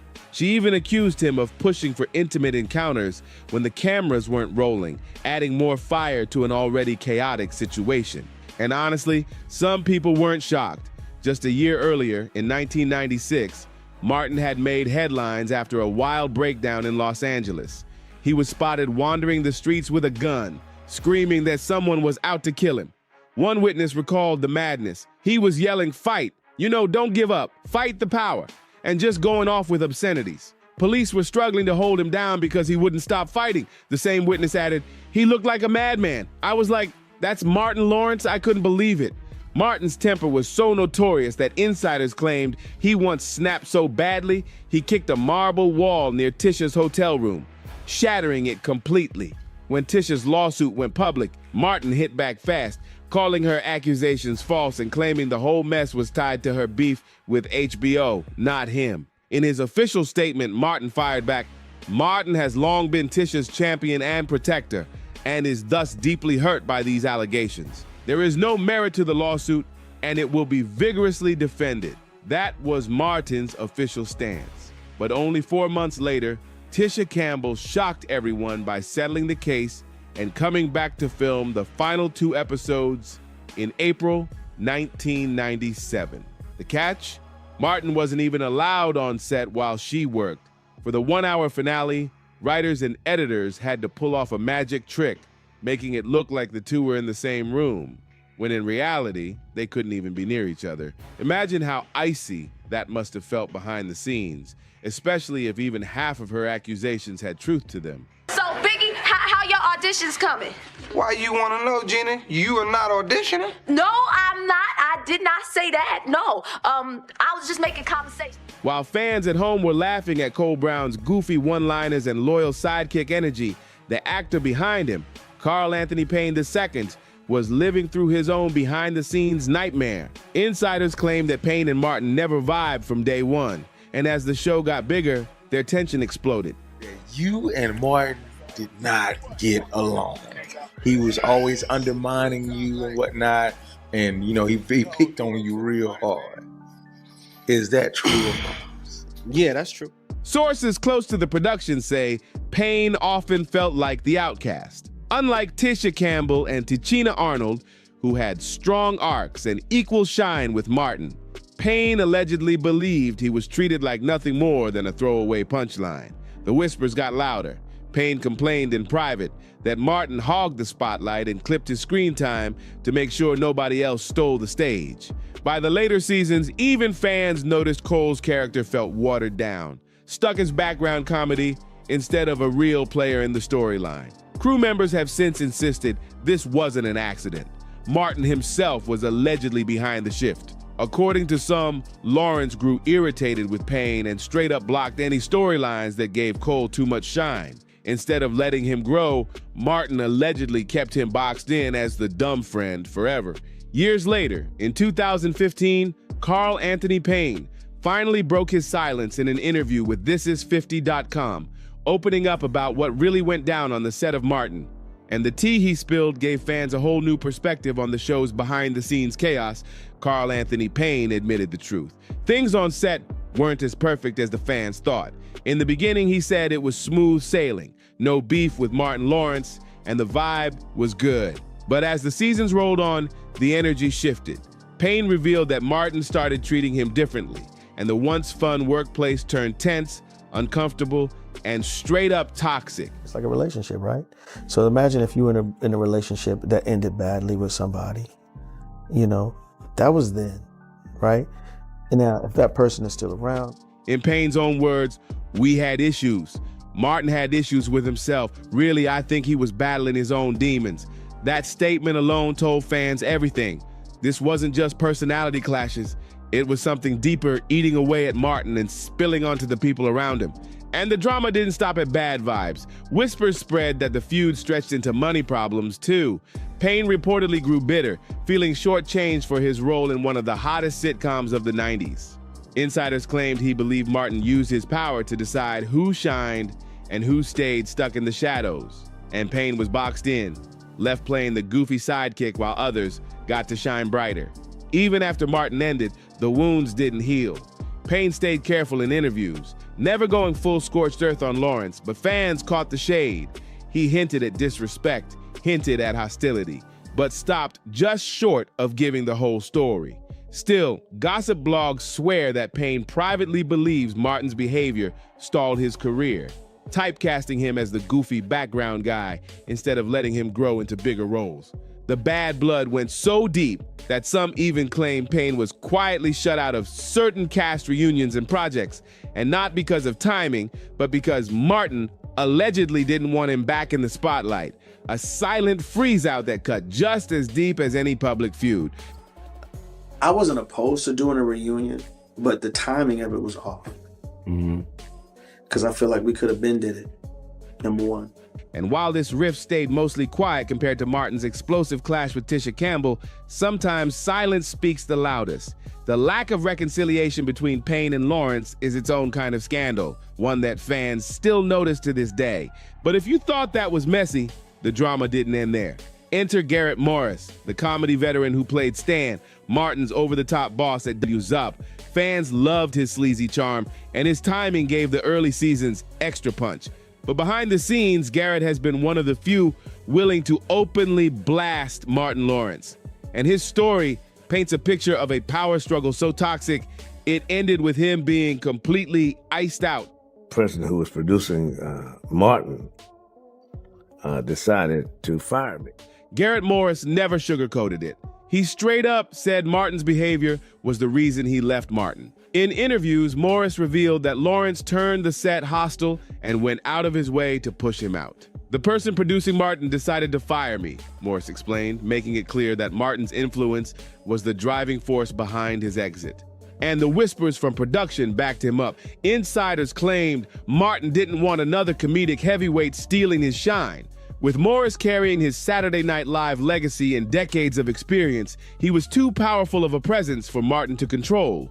According to multiple sources, their clash came down to one thing: control. Morris wanted to shape Stan's character to give the role more depth, but Martin wasn't having it. Rumors say Lawrence shut down his input, slashed his lines, and even told writers to water down Stan's role. By the second season, fans started noticing something strange. Stan was barely showing up anymore. And then just like that, he was gone. No farewell episode, no goodbye scene, nothing. One week he was there, the next week he vanished, leaving fans scratching their heads for years. Eventually, Morris cleared the air. His departure wasn't his choice at all. He said Martin froze him out, leaving him no option but to walk away.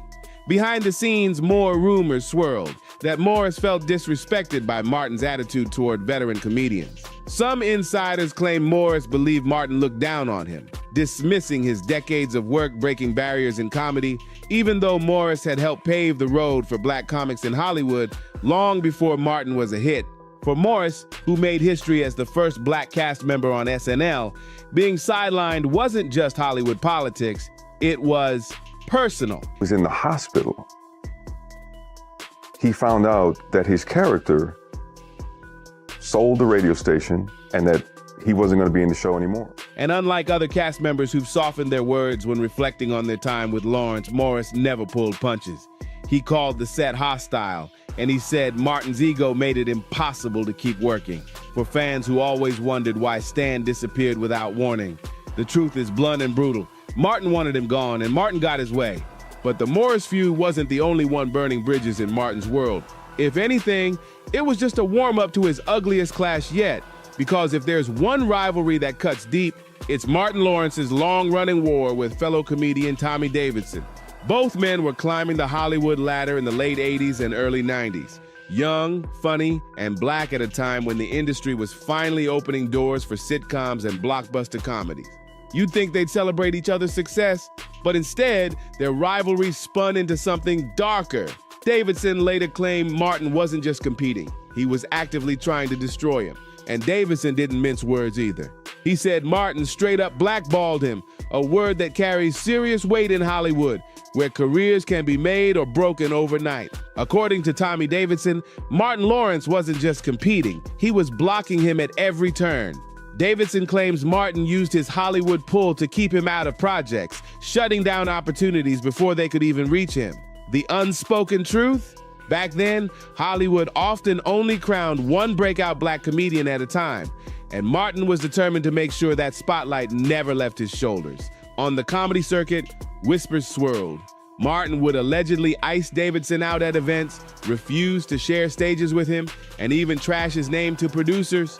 One insider went so far as to claim Martin told industry contacts that Davidson was difficult to work with, a career-killing label in Hollywood. Whether that was fact or rumor, the aftermath spoke volumes. Martin's star exploded with blockbuster hits like Bad Boys and Big Mama's House, while Davidson was stuck with small roles, sidekick parts, and random guest appearances. And it wasn't just a behind-the-scenes Cold War either. Davidson has said Martin would sometimes humiliate him in public. Little digs at industry parties, cutting remarks in front of executives, and even turning what should have been friendly comic banter into straight-up hostility. Fans who caught both men in the same space could feel it. The air was icy, and the tension was impossible to miss. So what really fueled this ugly rivalry? Fear. Insiders insist Martin saw Davidson as a real threat to his throne. Davidson had everything: sharp wit, fearless delivery, and stage presence strong enough to rival Martin at his peak. But instead of teaming up, Martin allegedly decided to crush the competition before Davidson could even get close. The fallout was brutal. Davidson himself admitted the feud reshaped his entire career, shutting doors that could have lifted him into Martin's league. To this day, his bitterness lingers. Proof this wasn't just some misunderstanding, but a feud with lifelong consequences. And while Martin rarely mentions Davidson in public, the silence only makes the whispers louder. Some in comedy still insist Davidson was the one that got away, a talent with the chops to dominate Hollywood, but whose rise was cut short by Martin's behind-the-scenes power moves. For those who believe the rumors, Martin's legacy doesn't look like pure destiny anymore. It looks more like a cutthroat game of survival, and Davidson was one of the casualties. But Martin's trail of tension didn't stop there. Next up, Tichina Arnold. Pam, the quick-witted, razor-tongued rival to Martin on screen. Fans adored their hilarious back and forth, but insiders say the chemistry wasn't always so playful once the cameras stopped rolling. Tichina Arnold never went as hard as Tisha Campbell when it came to calling Martin out, but over the years, she's dropped enough hints to let fans know the Martin set was no picture-perfect sitcom family. In interviews, Arnold admitted the environment could be downright toxic, a far cry from the fun-loving energy we all saw on screen. She's hinted at grudges, simmering tensions, and Martin's lack of accountability behind the scenes. Insiders even claim Arnold often played peacemaker, stuck in the middle of the fiery feud between Campbell and Lawrence, trying to keep the show afloat while everything around them was burning. That kind of pressure leaves scars. And while Arnold rarely names names, the smoke always seemed to trace back to Martin. You get to a certain place in stardom where, okay, he was no longer part of the cast, but he was the executive producer, and now that distance started being created. And the drama didn't stop with Campbell's harassment lawsuit. Crew members whispered that Arnold and Martin clashed in private too. Reports say he sometimes refused to rehearse, demanded sudden changes, and left the crew scrambling. One unconfirmed rumor even claimed Arnold nearly walked off set after a vicious argument with Martin that made the atmosphere radioactive for days. In public, Arnold and Lawrence still flash smiles for cameras at reunions and interviews, but insiders insist it's business cordial, not genuine warmth. Behind closed doors, Arnold has allegedly confessed that while she respects Martin's comedic genius, she can't forgive the chaos he caused on set. For her, the later seasons of Martin weren't just work, they were some of the most stressful days of her career. That's the complicated legacy Arnold carries. On one hand, Martin gave her one of her most iconic roles. On the other, it left her with lasting reminders of how toxic Hollywood can get when egos, lawsuits, and personal demons collide. She doesn't throw shade as boldly as Davidson or Garrett Morris, but her careful words and subtle digs tell their own story, one the public will probably never hear in full. And if there's one thing nearly every cast member agrees on, it's this: the laughs were real, but the wounds behind them cut much deeper. But here's the thing, Martin's chaos wasn't all malice. Many believe he never meant to hurt anyone. Instead, the pressure and demons he battled had a brutal effect on his mental health. Even Dave Chappelle has spoken on Martin's breakdown, shining a light on the struggles he faced and the toxic machine of Hollywood that chews up comedians, spits them out, and calls it entertainment. Martin Lawrence is the guy that showed everybody you can make it from DC to Hollywood. And I had a personal stake in his success every time he did something. Not long after his infamous street meltdown, Martin Lawrence's life took another shocking turn. He collapsed while jogging and slipped into a 3-day coma. The official story, heat exhaustion. But the details have always raised eyebrows. Why was Martin running in sweltering heat while wearing multiple layers in a plastic suit?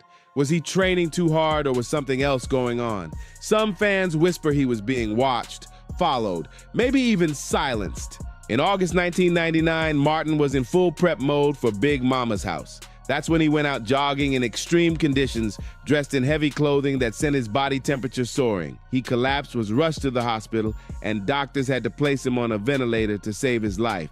The scare left him weak, depressed, and shaken to his core. Fans were supportive, but the rumors never stopped swirling. As some blamed burnout, others pointed to bad doctors, but the conspiratorial voices claimed something darker. Was Martin punished for speaking out?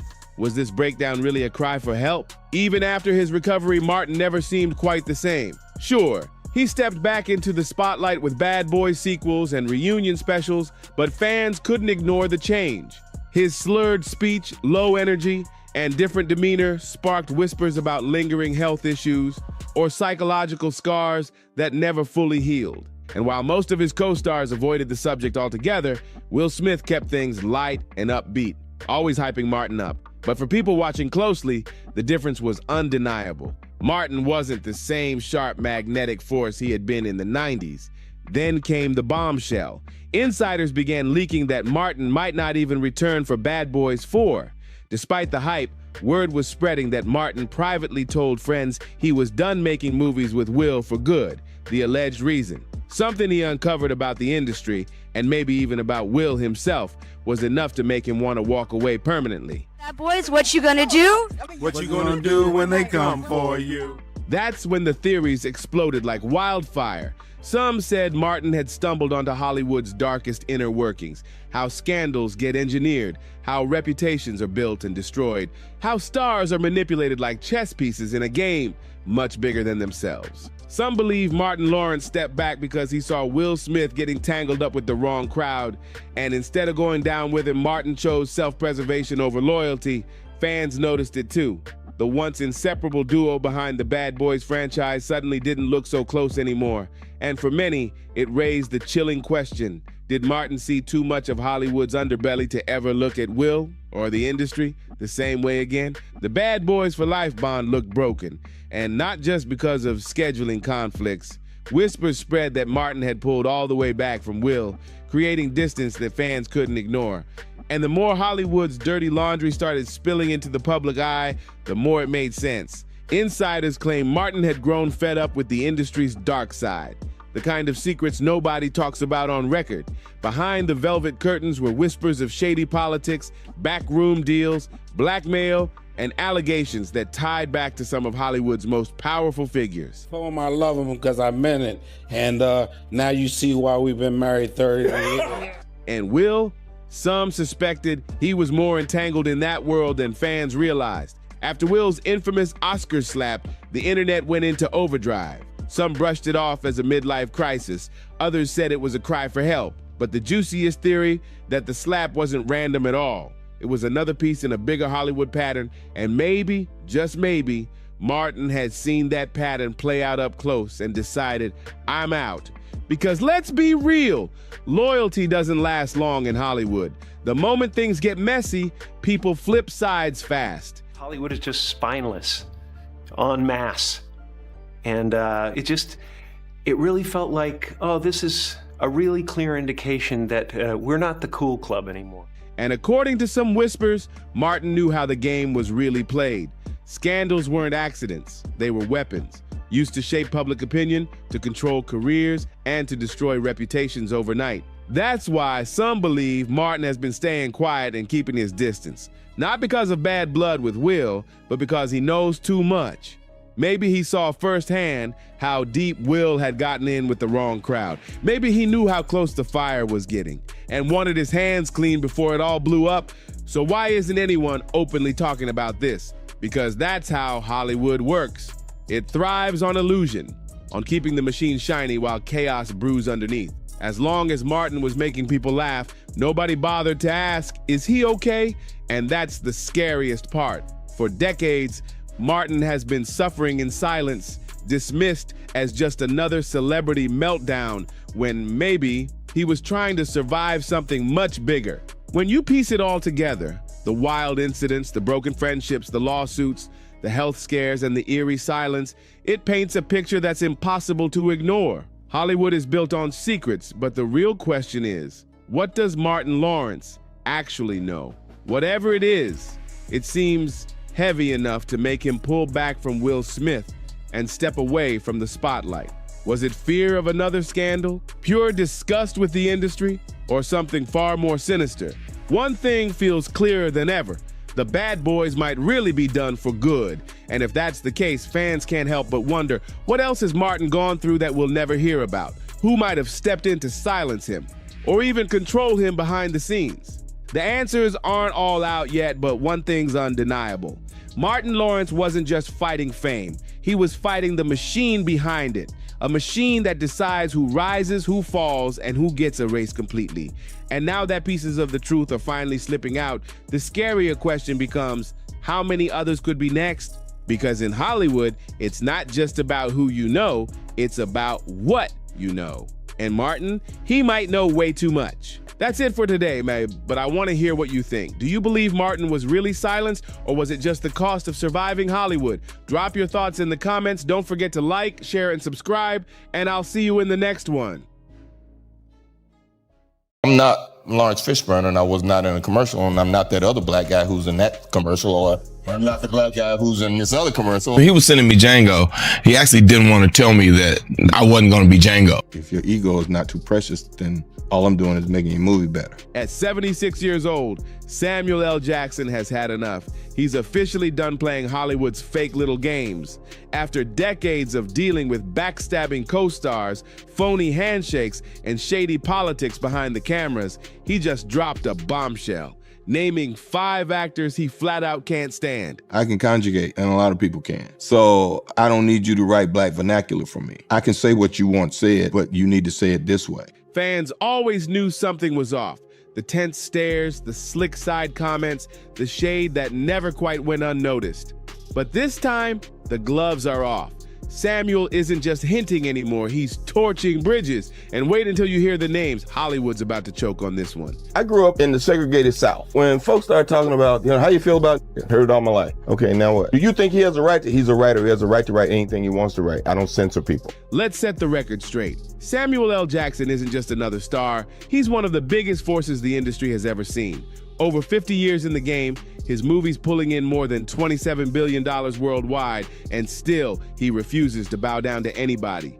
That sharp voice, those no-nonsense eyes, he can sniff out Hollywood fakery in a second. He gonna stay in the big house? Steve, he's a slaver. And at this stage in his life, he's done keeping quiet. Forget the Marvel checks and the purple lightsaber moments. We're talking about the Samuel L. Jackson Hollywood doesn't want you to see.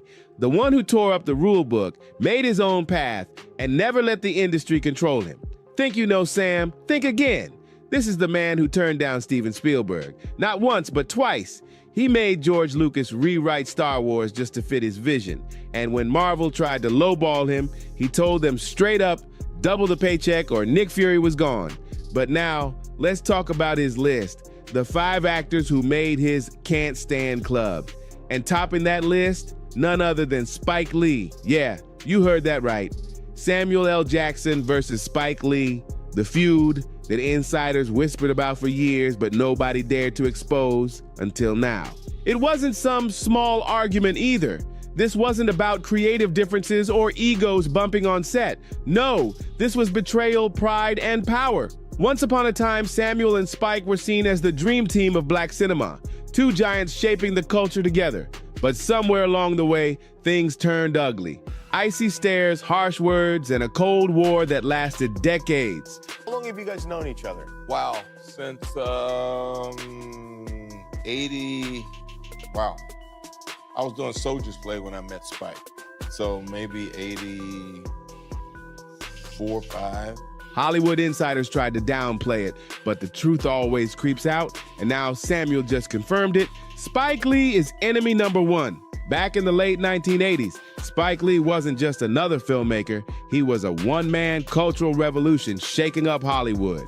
And right there in the middle of that wave was a hungry, rising actor named Samuel L. Jackson. Spike was the one who cracked the door open for Sam, giving him early breaks, first in School Days, 1988, then locking him in with the unforgettable radio DJ Mr. Senor Love Daddy in Do the Right Thing, 1989. The partnership didn't stop there. They linked up again in Mo Better Blues and Jungle Fever, and that's where Jackson blew everyone's minds. His role as Gator, the crack-addicted brother, wasn't just powerful, it was hauntingly real. The Cannes Film Festival was so shaken, they literally created an award just for him. Think about that. Jackson's performance was so raw, so unforgettable. Cannes broke its own rules and handed him a Best Supporting Actor trophy they never even planned to give. And they've never done it again since. That's the level Sam was operating on. Fans saw the chemistry and thought it was destiny. Spike and Sam were supposed to be the next legendary duo, the Scorsese and De Niro of black cinema, but louder, edgier, and unapologetically bold. First of all, Spike, so glad you're sitting down. After 18 consecutive home losses, the Knicks won tonight. I repeat, the Knicks won tonight. But the dream team didn't last. By 1992, things flipped upside down. Spike was gearing up for his magnum opus, Malcolm X, the civil rights epic that would define his career. Naturally, he wanted Jackson on board. He offered him the role of Baines, the man who introduces Malcolm to Islam in prison. It was a pivotal character, a role with weight. Jackson auditioned. He nailed it. The part was his, but then radio silence. Samuel L. Jackson, where are you? 152 movie titles, 27 billion in box office, more than any other actor. Instead of excitement, Spike got the news from Sam's agent. Jackson was walking away. Why? Because Spike had offered him scale plus 10, the lowest salary the Screen Actors Guild even allowed, basically the minimum wage for actors. For a rising star who had just lit up Cannes, it felt like an insult. Jackson flat out rejected it, and Spike, he didn't just take it as business, he took it personal. This wasn't about money to him, it was about respect, loyalty, and friendship. Spike later admitted, what bothered me was not that he didn't want to do the film, but that he had his agent call me. That one move cracked the bond wide open, and the fallout was brutal. Spike Lee thought they had a bond that went deeper than business. To him, it wasn't just about contracts, it was about respect. He expected Samuel L. Jackson to call him man to man, not send an agent to do the talking. But for Jackson, that so-called relationship felt more like an expectation of blind loyalty, and Sam wasn't about to play that game. Years later, when Jackson finally opened up about the fallout, he didn't sugarcoat a thing. It wasn't the most pleasant conversation, he admitted. Spike said what he had to say, and Sam? He just laughed it off. But what really ticked him off was the tone. Like Spike expected him to bow down and show eternal gratitude just because he gave him early roles. Jackson made it crystal clear. Spike didn't make him. They built each other up. And if anything, Spike should have acknowledged how much Jackson's energy and talent elevated those films. Samuel, apparently you have recently lost your title as the highest grossing actor of all time. Yeah, I've been displaced. Yeah. By Harrison Ford again. I displaced him, he displaced me, but hey, it's only 70 mil. Then Jackson went even harder. He called out the money situation, exposing what was really going on behind the scenes. Spike was pulling 4 checks on Malcolm X, director, writer, producer, and actor. Meanwhile, the cast he needed to bring his vision to life, he wanted them to work for peanuts. Jackson's response was savage. You want to pay me scale while you're collecting 4 salaries? Nah, in fact, let me play your role and make some real money while I'm at it. That blunt honesty, it didn't sit well at all. And Sam wasn't done. He made one thing clear, he had earned his place. If Spike couldn't pay him fairly or even offer some back-end profit participation, then why stick around? He wasn't some struggling stage actor desperate for a break anymore. Hollywood was calling, and Jackson wasn't about to miss his shot. The timing couldn't have been wilder. Right as the Malcolm X drama was blowing up, Jackson got the call of a lifetime. His agent told him, you just won an award at Cannes. For what? Jungle Fever. They literally created a category just for him. That was the sign. He didn't need Spike anymore. So instead of joining Spike's historical epic, Jackson took a role in White Sands alongside Willem Dafoe and Mickey Rourke. It was bold, it was risky, but it split their careers in 2 completely different directions. What followed? 22 years of pure silence, no roles together, no public shout-outs, no collaborations. Jackson was everywhere, working with Tarantino, Scorsese, and Marvel, while Spike was nowhere in his orbit. And when Spike came for Tarantino, criticizing his use of the N-word in Django Unchained, Jackson didn't just defend Quentin, he clapped back at Spike. When Samuel L. Jackson clapped back with, it's just another way of saying Spike needs to shut the F up, the quote spread through Hollywood like wildfire. The tension wasn't hidden anymore. It was loud, raw, and undeniable. What had once been whispered behind closed doors became an open secret in the industry. Some insiders blamed Spike's ego. Others pointed fingers at Jackson's refusal to play the game. But at its core, the beef boiled down to one thing: control. Spike demanded loyalty. Jackson demanded freedom. And neither man was willing to bend. The irony. Jackson has often admitted that Jungle Fever, the same film that gave Cannes its shockwave moment, literally saved his life. Right before filming, he had just come out of rehab. He was detoxing, still shaky, barely functional, but he showed up anyway. The performance was so raw, so convincing, people thought he was actually high on set. Jackson even said, I didn't need makeup, I was Gator. It got so real that the Fruit of Islam who were present on set tried to physically remove him because they thought a random addict had wandered into the production. That role didn't just make his career, it resurrected him. And that's why the later fallout cut so deep. The very man who gave him that chance was now trying to box him in, pay him scraps, and expect him to bow in gratitude. For Jackson, it wasn't just business, it was betrayal. Then, out of nowhere, 20 plus years later, the ice finally cracked. In 2013, Jackson and Spike quietly reunited. Not on a stage, not in front of cameras, but at the dinner table.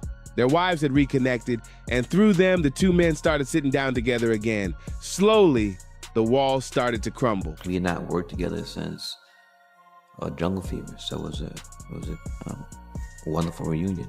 That's when Spike mentioned he was remaking Old Boy. Jackson jumped at the opportunity. Can I be in it? And just like that, after more than 2 decades apart, they were back on a set together. Jackson later admitted it felt easy, natural, like the old spark had never completely died. He doesn't get in my way artistically. Whatever I come with, and it's cool, Jackson told Playboy.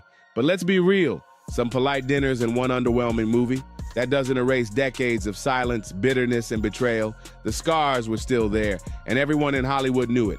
So when did Samuel L. Jackson finally decide to let the world know who he couldn't stand? It all came out when he dropped his list of the 5 actors he straight up hates the most. And this wasn't some petty Hollywood gossip. Sam said it was about clearing the air once and for all. No more whispers, no more fake smiles, and make no mistake, Spike Lee sat at number 1 on that list because at the end of the day, no matter how many awards they've collected or how historic their early work was, this feud was never really about the art. It was about respect and who refused to give it. But Spike wasn't the only one in the crosshairs. On paper, Quentin Tarantino and Samuel L. Jackson should have been Hollywood soulmates. 6 collaborations, decades of loyalty, and some of the most iconic scenes in movie history. They defined an era together. The explosive sermons of Jules in Pulp Fiction, the ice-cold menace of Steven in Django Unchained, those weren't just performances, they were cultural earthquakes. He has enough problem being vilified himself as a racist because he uses in his scripts that much or puts those kinds of words in a character's mouth. Jackson has been the heartbeat of Tarantino's films from the very beginning. Even Tarantino himself admitted it once. Sam says it like poetry. Nobody could handle those long, twisted, profanity-packed monologues like Jackson could. But here's where the loyalty cracked. Because for a guy like Tarantino who craves absolute control, that poetry started to sting. Fans began whispering that maybe Sam wasn't just performing. Maybe he was the one writing the flavor into those legendary lines. And the crazy part, sometimes the fans were right. That unforgettable Kool and the Gang line from Pulp Fiction, 100% Samuel L. Jackson ad-lib, and Tarantino hated it. He even snapped in an interview, "I get pissed off that people think Sam came up with most of his own dialogue because I wrote Sam's dialogue." That wasn't just irritation, that was wounded pride. To Tarantino, his scripts are gospel, word for word, no exceptions. Actors aren't meant to improvise, they're meant to serve his vision. But watching Jackson become the mouthpiece of his brand while people gave him the credit for the style and swagger, that cut deep. Tarantino may have kept his smile on in public, but behind closed doors, the tension was growing hotter and hotter, and it was only a matter of time before it exploded. Fast forward to 2024, Pulp Fiction turns 30. Fans expected a warm reunion, full of nostalgia when Tarantino and Jackson shared the stage at the TCM Classic Film Festival. Instead, the vibe was icy, the energy awkward, and the side eyes impossible to ignore. Tarantino slipped into his usual routine of stroking his own ego, analyzing his films like gospel. But Jackson wasn't about to let him have the last word. He fired off a subtle but lethal dig, saying what separates Tarantino movies from everyone else's is how much time is spent saying who you are and how you feel. Translation, Jackson was basically saying, it's not your camera angles, Quentin. It's me who made those characters iconic. Is not a fool of any sort and understands a whole lot about what's going on in life and in the world. But the tension didn't just stay on stage, it blew up into the open when Tarantino went on a podcast and trashed Marvel. He boldly declared Marvel actors aren't real movie stars, calling them nothing more than placeholders for franchise names. Big mistake, because who's been the face of Marvel's Nick Fury for nearly 2 decades? Samuel L. Jackson. and Sam didn't let it slide. He clapped back live on The View, shutting it down with one brutal fact. Chadwick Boseman is Black Panther. You can't refute that, and he's a movie star. The subtext was crystal clear. Tarantino didn't get to erase the impact of Marvel heroes just because he wasn't a fan of capes and CGI. This wasn't some playful disagreement between friends, it was a clash of philosophies. Tarantino worships cinema as high art. Jackson sees cinema as cultural impact, something that moves people beyond the film snobs. And while Sam has never needed shiny Oscars to prove his worth, he made sure everyone knew he'd rather swing a lightsaber or rock an eye patch than beg for validation. And you can bet that probably drives Tarantino insane. But here's the real dagger. Samuel L. Jackson doesn't bow at the altar of Tarantino anymore. The power dynamic has flipped. The actor who once elevated Quentin's scripts into pop culture history is now openly calling him arrogant, dismissing his opinions, and refusing to play Hollywood politics. Quentin may have helped Jackson level up from respected character actor to global icon, but he also tried to keep him in a box. And Samuel L. Jackson doesn't do boxes. The bromance, fractured, the magic, fading, and in a city full of fake smiles, Jackson just sent Tarantino a warning shot, and if you thought the drama ended there, think again, because when it comes to his long simmering tension with Lawrence Fishburne, Sam says it wasn't just about one role, it was about respect. And if there's one thing everybody knows about Samuel L. Jackson, it's that he never forgets when somebody steps on his shine. Let's rewind to Pulp Fiction, the 1994 cult classic that transformed Jackson into a household name. His role as Jules Winfield, with that bone-chilling Ezekiel 25:17 monologue and that unforgettable death stare, cemented him as one of the most iconic actors in cinema history. Yes, you did. Yes, you did, Brett. You tried to. But here's the messy truth most fans don't know. That role wasn't even supposed to be his. Originally, Quentin Tarantino offered Jules to Lawrence Fishburne, and Fishburne turned it down. Now here's where it gets shady. Years later, in a casual interview with Gemma Hill, Fishburne casually dropped the bomb like it was nothing. I turned down Pulp Fiction. I don't regret that at all. That's the role that made Sam Jackson a star, and I contributed to that. I stayed out the way. Wait, contributed, stayed out the way? To Jackson, that wasn't just shade, that was a full-blown ego trip. It's one thing to reject a role, it's another to act like you gifted someone a career by walking away. Knowing Sam's temperament, that comment hit hard, because in Jackson's eyes, he didn't borrow that spotlight. He earned it. He owned it. To imply it was some kind of hand-me-down, that's Hollywood arrogance at its finest. And this tension didn't just stay behind the scenes. It blew up publicly in what fans still call one of the most awkward and viral moments in entertainment news. During a live TV interview, a reporter straight up confused Samuel L. Jackson with, guess who, Lawrence Fishburne. Sam's reaction legendary. He lit the poor reporter up live on air. I'm not Lawrence Fishburne. We don't all look alike. We may all be black and famous, but we don't all look alike. You are busted. The clip went viral instantly. And while fans laughed, the deeper subtext was clear. Jackson wasn't just correcting a clueless reporter, he was sending a message. Don't ever lump him in with Fishburne, and don't ever play down the blood, sweat, and rage he put into Pulp Fiction. You're as crazy as the people on Twitter. Right. I'm not Lawrence Fishburne. That's my fault. I know that. That was my fault. That viral moment wasn't just funny, it was raw frustration spilling out after years of silent tension.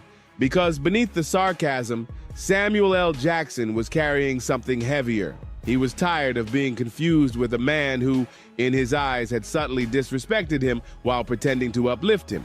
And the line that cut the deepest? When Lawrence Fishburne said, I contributed to that. To Jackson, those words weren't support. They were a backhanded slap. It reeked of Hollywood elitism, like he should be grateful to have been handed scraps. As if Jules Winfield was just some leftover role he was lucky to scoop up because Fishburne passed on it.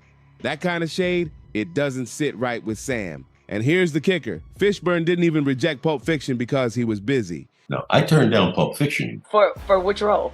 The Sam Jackson one?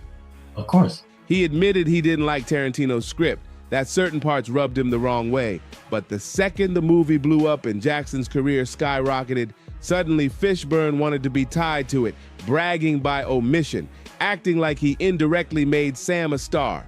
Behind the scenes, insiders whispered that the two have never addressed it directly. No heart-to-heart, no clearing the air, just a silent Cold War dragging on for decades, subtle digs in interviews, icy distance at industry events, and awkward shade that fans can feel even when they share the same room. And let's be real, knowing how Jackson operates, that's enough to land you on his permanent hate list. Because when somebody dismisses your defining role, then tries to take partial credit for your rise, and people still confuse you with them in public, that's not just disrespect, that's personal. But the drama didn't stop there. You'd think being handpicked by George Lucas to join the Star Wars universe would be the ultimate Hollywood dream. And at first, it was. Samuel L. Jackson's Mace Windu became one of the most iconic Jedi Masters in the saga. That purple lightsaber, his personal request, the authority, the attitude, the badass one-liners, all pure Jackson. Samuel L. Jackson took what could have been just another background Jedi in a brown robe and flipped it into a fan-favorite legend. In the name of the Galactic Senate of the Republic, you are under arrest. Mace Windu wasn't just another Jedi, he was the Jedi. That purple lightsaber, that authority, that no-nonsense swagger, it all came from Sam. But behind the epic lightsaber duels and big screen glory, there was serious tension brewing. Because here's the twist. George Lucas never planned for Samuel to be a Jedi in the first place. Jackson himself admitted he begged just to be in Star Wars. He even said he'd be cool playing a faceless stormtrooper. That's how low his expectations were. And Lucas, he casually tossed him a role that morphed into Mace Windu. Sounds like a wholesome Hollywood dream come true, right? Wrong. He was writing episode 1, said, well, I don't know, what I could do, but, I heard you like my films. I'm like, look, man, put me in one of those white suits and let me run across screen. Fast forward to Revenge of the Sith, and the drama really exploded. Daniel Logan, the young actor who played Boba Fett, dropped a bomb years later. He revealed that originally, Mace Windu wasn't supposed to be killed by Palpatine at all. Nope, the plan was for Boba Fett to take him out. A perfect revenge arc. Jango's son avenging his father by taking down the Jedi who killed him. It was storyboarded, it was discussed, it was happening, until Samuel L. Jackson allegedly shut it down. According to Logan, Jackson personally went to George Lucas and said, I don't think some punk kid should be able to kill a Jedi Council member. Yep, punk kid. That's how Jackson reportedly described him. And just like that, the entire storyline was scrapped. Logan was ghosted. He waited a year for the call to come back, and it never did. His arc vanished, his career momentum flatlined, and his shot at long-term Star Wars glory was gone. Meanwhile, Jackson's Mace Windu got to go out in a high-profile battle against Palpatine. I realized that he moved slow, he was a very mysterious character, but then you have to recreate him because he's not that old bounty hunter yet. He's this little infamous boy who has a father that he's following around in the galaxy. And let's be real, this is Star Wars, a universe that literally brought Darth Maul back after being chopped in half. They can revive anyone, but Boba Fett avenging his father, canceled. Why? Because Samuel L. Jackson didn't want his character going out like that. Some fans say it was ego, others argue he was just protecting the image of his